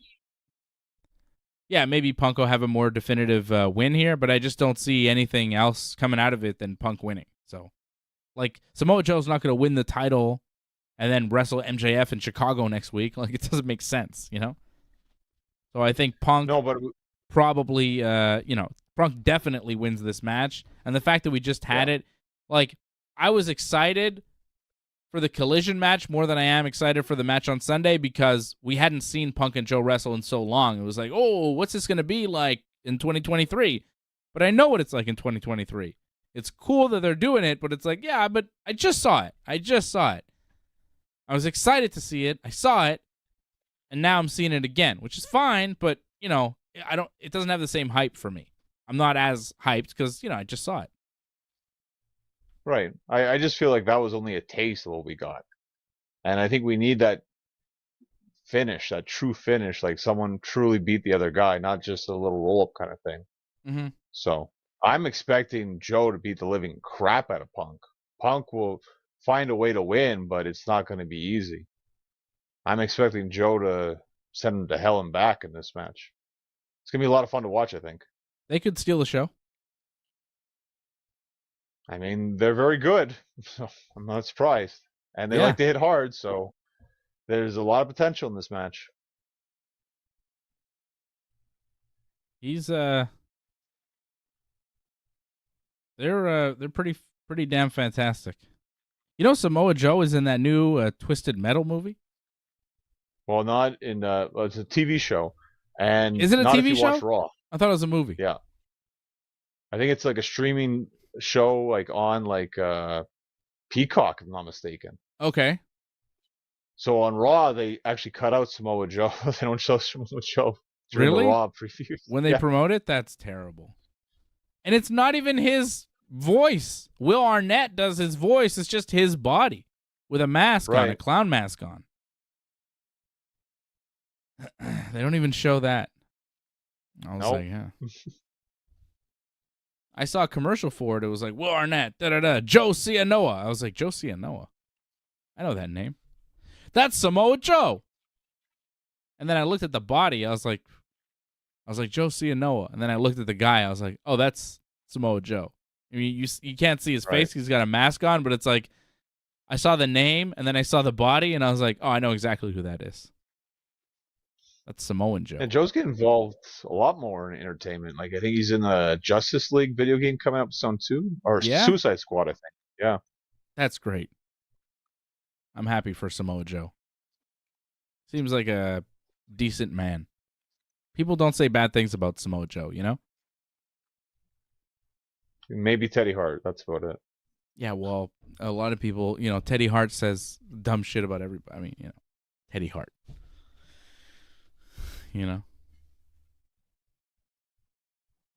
There's always another side of the story. Yeah, but if the other side of the story is Teddy Hart, side. I don't think you can really take that side. I think you could throw that side in the garbage and be like, yeah, whatever. Throw that out with the cat litter there, Teddy Hart. Is Teddy Hart in jail right now? He might be, yeah, I think so. I think he is. There you have it. I mean, people think he killed a girl, Yeah, it's sad. Like, yeah. Yeah, if I'm going to say who's the good guy, Samoa Joe or Teddy Hart, I'm probably going to side with Samoa Joe, not Teddy Hart. Julia Hart will be in the corner of the House of Black when they defend their 6-man tag team trio belts things against Billy Gunn and the Acclaimed. Billy Gunn came back. He said, Daddy Ass is gone. It's badass Billy Gunn now, baby. He's back with a vengeance. Billy. Huh? I like the promo from Billy. Like, yeah. Man, the crowd was so into it. That was fantastic. Yeah. A lot of fire. I could see them win. Yeah, I could see them winning too. I think they will win. Yeah. I like the Acclaimed. And I think, like the Acclaimed said a few weeks ago, that Billy Gunn, for being as great as he is, like he deserves to hold a championship belt in AEW. They're not wrong. They're right about that. He's super over. I mean, why not? Daddy Ass is super over. He's one of the most over, like the Acclaimed still. They were tag team champions and they haven't lost a step. They're still super over despite losing the belts. And I think them as trios champions makes a ton of sense with Daddy Ass getting another run with a title. I think that'd be a great move. So I hope that the Acclaimed and Billy Gunn win. And I think they will. New trios champions. Will that be the only title change on the show? Maybe a new women's champion, new trios champion. Yep. And that's about it. The world championship will stay with Maxwell Jacob Friedman. And that's AEW. Punk will still be what? Still the real Punk will still be the real world heavyweight champion. All right. Easy there, Johnny. Mr. CM Punk super fan over there. I just have to make sure you mention all the championships. They recognize the title. Oh, also the FTW. We didn't go over the FTW title, by the way. Like who would win? Yeah, we didn't. Hook or Jack Perry. Like that. I think Jack Perry. Really? Yeah. I don't think Hook. Well, yeah. I don't know. I feel like they just started with this new gimmick for him. He should get a few more wins before they start losing him. That's a good point. It would help if we saw the segment first before I actually get a prediction on this to feel like where it's going. Because it's kind of hard to base off of it because we haven't seen it yet. I feel like Hook's going to attack him. Yeah, but like, are we going through the whole like, this is only getting retired if Hook doesn't win, or like this isn't happening at all now? It won't get retired, period, or what? Like, it'd help if I had the whole story fleshed out, Yeah. But I think you might be right. Like, it's just starting, so yeah, probably give it still to Jack, I guess. And that's all in. We'll be back Sunday afternoon to recap it all. I'll be back. I think Johnny will not be available, so we'll see who's back with me. Maybe it's just me. Sunday afternoon after All In, we will recap the show and give you our match of the night and give you a score on 10 and do the whole post-show pay-per-view thing as we do each and every AEW and WWE premium live event or pay-per-view or whatever you might call it. Right after the show, we are on here to do the post-show review, and we'll be doing that this Sunday afternoon. Not a late night for me, which is nice. It'll be an afternoon show, 12 p.m. Night. Yeah. What? The show will end at Sunday night, but yeah. I mean, it starts at noon, main card at 1. So I think it'll 7. I think it'll end around 5. Wow, that's generous. Okay. Well, maybe a little bit past 5, maybe 5:30, but that's still like what, 12:30 UK time? It's late. Yeah, I'd expect one. I expect we go at least at 6 o'clock, but okay. That's a 5-hour show. It's ridiculous. Right? I'm saying like, well, we've lived this before, haven't we? I don't know. I think it's going to be a 4-hour show. I think they'll be done by 5. That's what I'm hoping. Done by 5, and then I'm back here on the Ringside Report Network to break it all down. That is my plan, and if they go later, well then, so be it. We'll be on later. And that'll be that. And that's it. If you want to check out Ringside Report MMA this week, go check it out. If you haven't seen it already, the UFC show in Singapore is going to start in a few hours. 5 a.m. is the first prelim. 8 a.m. is the main card. Max Holloway against the Korean Zombie in the main event. Team Dave Parlay this week is Junior Taffa, Aaron Blanchfield, and Max Holloway. If you go to bet99.com, you could still play that parlay. And cash in with Team Dave. We cashed in last week. We're looking to keep it going here this week. Taffa, Blanchfield, Holloway. 3-fight parlay that I like very much. I put money on that one just this evening because I don't know if I'll be awake in time for the prelims at 5 a.m., given that it's almost 1 now, and I plan to sleep a bit before I wake up on Saturday morning. Gotta get rested because it's going to be a long Sunday. Ray Cruz wants to know, where can we watch All In? Is it Fight? I think it's on Fight, the Fight.tv. If you have the Fight app or on the Fight website, you can buy it. And I think it's also on pay-per-view on TV. All Did in they make London. it available? $39.99 US right now on the Fight.tv to buy it, the stream. It's pretty much $50. Yep. Yep. That's basically the only way to watch it. Fight or on pay-per-view. Check your local listings. If that's still a thing. Local listings. Check your guide. Well, if your local listings is your websites, sure. Check websites. Your local website. I mean, it's on the Fight.tv. You can buy it there, and I think you can also buy it on pay-per-view, is what I'm saying. TV pay-per-view, not internet pay-per-view, Right. Maybe check Bleacher Report. They used to have it on that. No need. Okay. I understand for seed. Okay, fine. No, I have no heat. I'm just saying, why check Bleacher Report? I've already given you 2 different options. What's Bleacher Report going to do for you that Fight TV can't? Maybe they stole your photos as well, I guess. They probably did. I don't know if they did. You were the one who told me that the thing was everywhere. I had no idea my photo was everywhere. Well, I just saw like 1 or 2 websites, and then I saw other like reporter or whatever took it and posted it and made stories off of it. So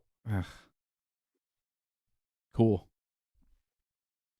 Well, the professional thing to do would be to credit where the photo came from. A lot of these people are completely unprofessional jabronis, so I wouldn't expect anything more out of the shitty-ass wrestling media, the low-grade fucking marks that do wrestling media. I'm not talking about us. I mean, we're obviously awesome. I'm talking about the other jabronis that, don't really know what they're doing. We're professional. You have your favorites. Huh? You have the ones you like and then the ones you don't like. Well, there are professional ones out there. There are guys that really do reporting and stuff that are good, and they'll credit photos and things like that, and they're not, a low-rent outfit like Sports Kita. The fuck is Sports Kita?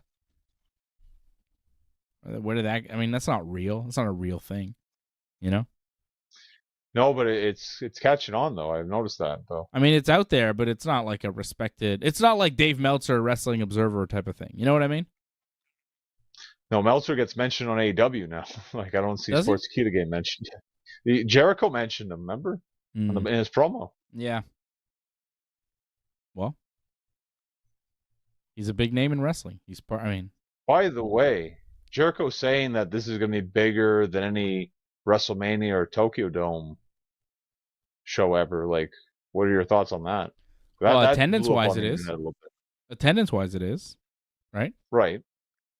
And he's also performing with Fozzy at the show. Okay, So he has more invested interest on the show, I think. sure. But do I think that this card is bigger or more impressive than any WrestleMania ever? Then I mean, no. I mean, it might be Right. bigger than some Manias, possibly, but even then, I'd say it's a stretch. I'd say no. This isn't. He said it's bigger than than all the WrestleManias. This is bigger than WrestleMania 3. I don't think so. So what do you, any wrestle? Well, I mean, if you think about it, paid attendance, like it has been every WrestleMania. Yeah. No, I mean, in that respect, sure. But for what it means for pro wrestling, I would say probably not. I would say definitely not, you know? Right. Like, it's great for wrestling that they could do this type of attendance, that they could do this building, and cool. For non-WWE especially, it's amazing. I think, honestly, the more impressive thing and the better thing for wrestling is if they could do it again next year. Ooh, that's a lot to ask. That's what I'm saying. Like, you could do it the first time, and a lot of people could pop a market the first time you're in there. Right. But can you do it again the next year? You know? Like, a lot of people bought tickets for this show not knowing what the card was. Now that they've seen the card, now that they go to the show, now that they have the experience, are all of them going to want to go and do it again next year? I don't know. Well, I'm glad we have friends in the UK. Like, I'm looking forward to hearing from them, like Andy. Sure. Yeah. Yeah. It looks like a cool show. It would be nice to attend a show like that. I mean, getting in and out of the building honestly seems like a nightmare, but, you know, some parts of it are probably nice. I hope there's going to be merch. They said they're going to bring merch. Like, that's something I'd worry about. I heard merch in Canada was terrible. How so? Like they didn't have a lot? They just really didn't have much of anything. This is the problem. Like, their merch site is pretty much just a website. Like, they don't really have a setup for it. So yeah, they have to actually bring stuff to the UK. But apparently they're doing that. So hopefully they're ready. Imagine that, bringing merch to a place where people want to buy it. What an idea. Money. Come on, AEW. Yeah, it's good. Come on, guys. WWE laid the blueprint for all this shit. Just follow what they do. It's pretty easy. Just do what they do. I bought a Cody shirt for my son. Oh, okay. At the house show. Cody shirt. And an autographed Cody poster. Wow, he's in the Cody now, it sounds like. Oh, he loves Cody. Every main event he does with his wrestling toys, Cody's always involved. Usually Cody and Link as a tag team.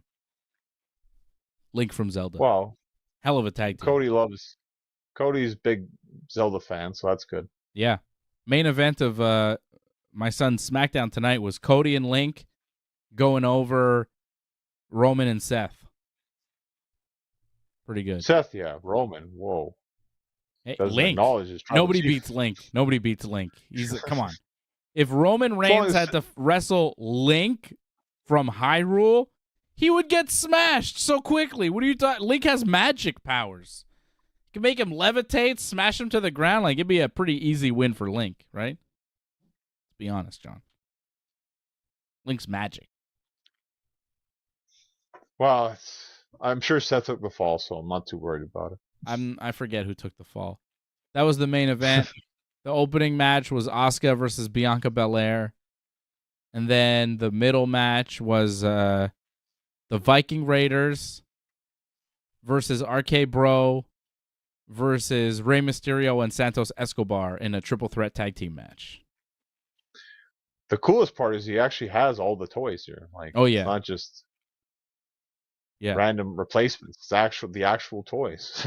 Yeah, it's the actual characters. Yeah, he's got a gigantic roster to pick and choose from, so he can really book himself some nice shows. You know, many tag teams, many different Yeah. I just got him a new Randy Orton today. He didn't have a Randy. He's like, I need a Randy Orton. I want to do RK Bro. I want a Randy Orton. I was like, all right. I guess I got to buy a Randy Orton action figure now. It's a nice one. Pretty nice Randy. I got him. Pretty sweet. How did he take the whole Bray thing? Because I know he's a bit of a Fiend fan. Yeah, he was a little sad.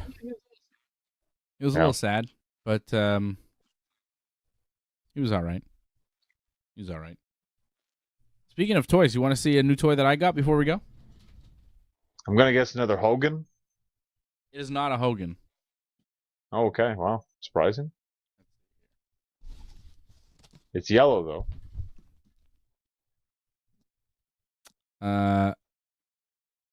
It's an Ultimate Muhammad Ali. Hold on, let me.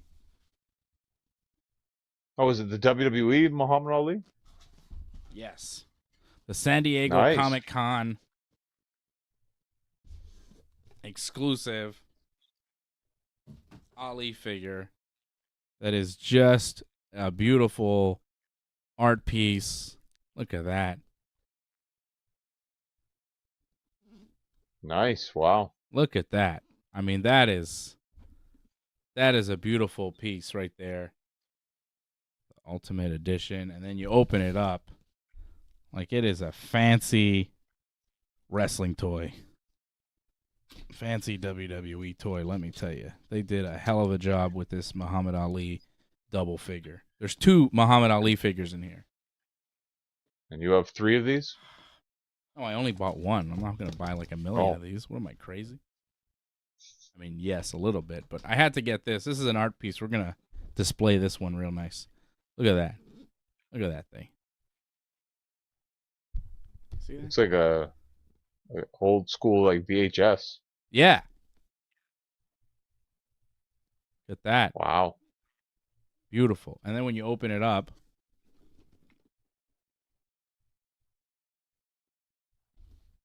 have to open from like the middle. There you go. Yeah, like a book.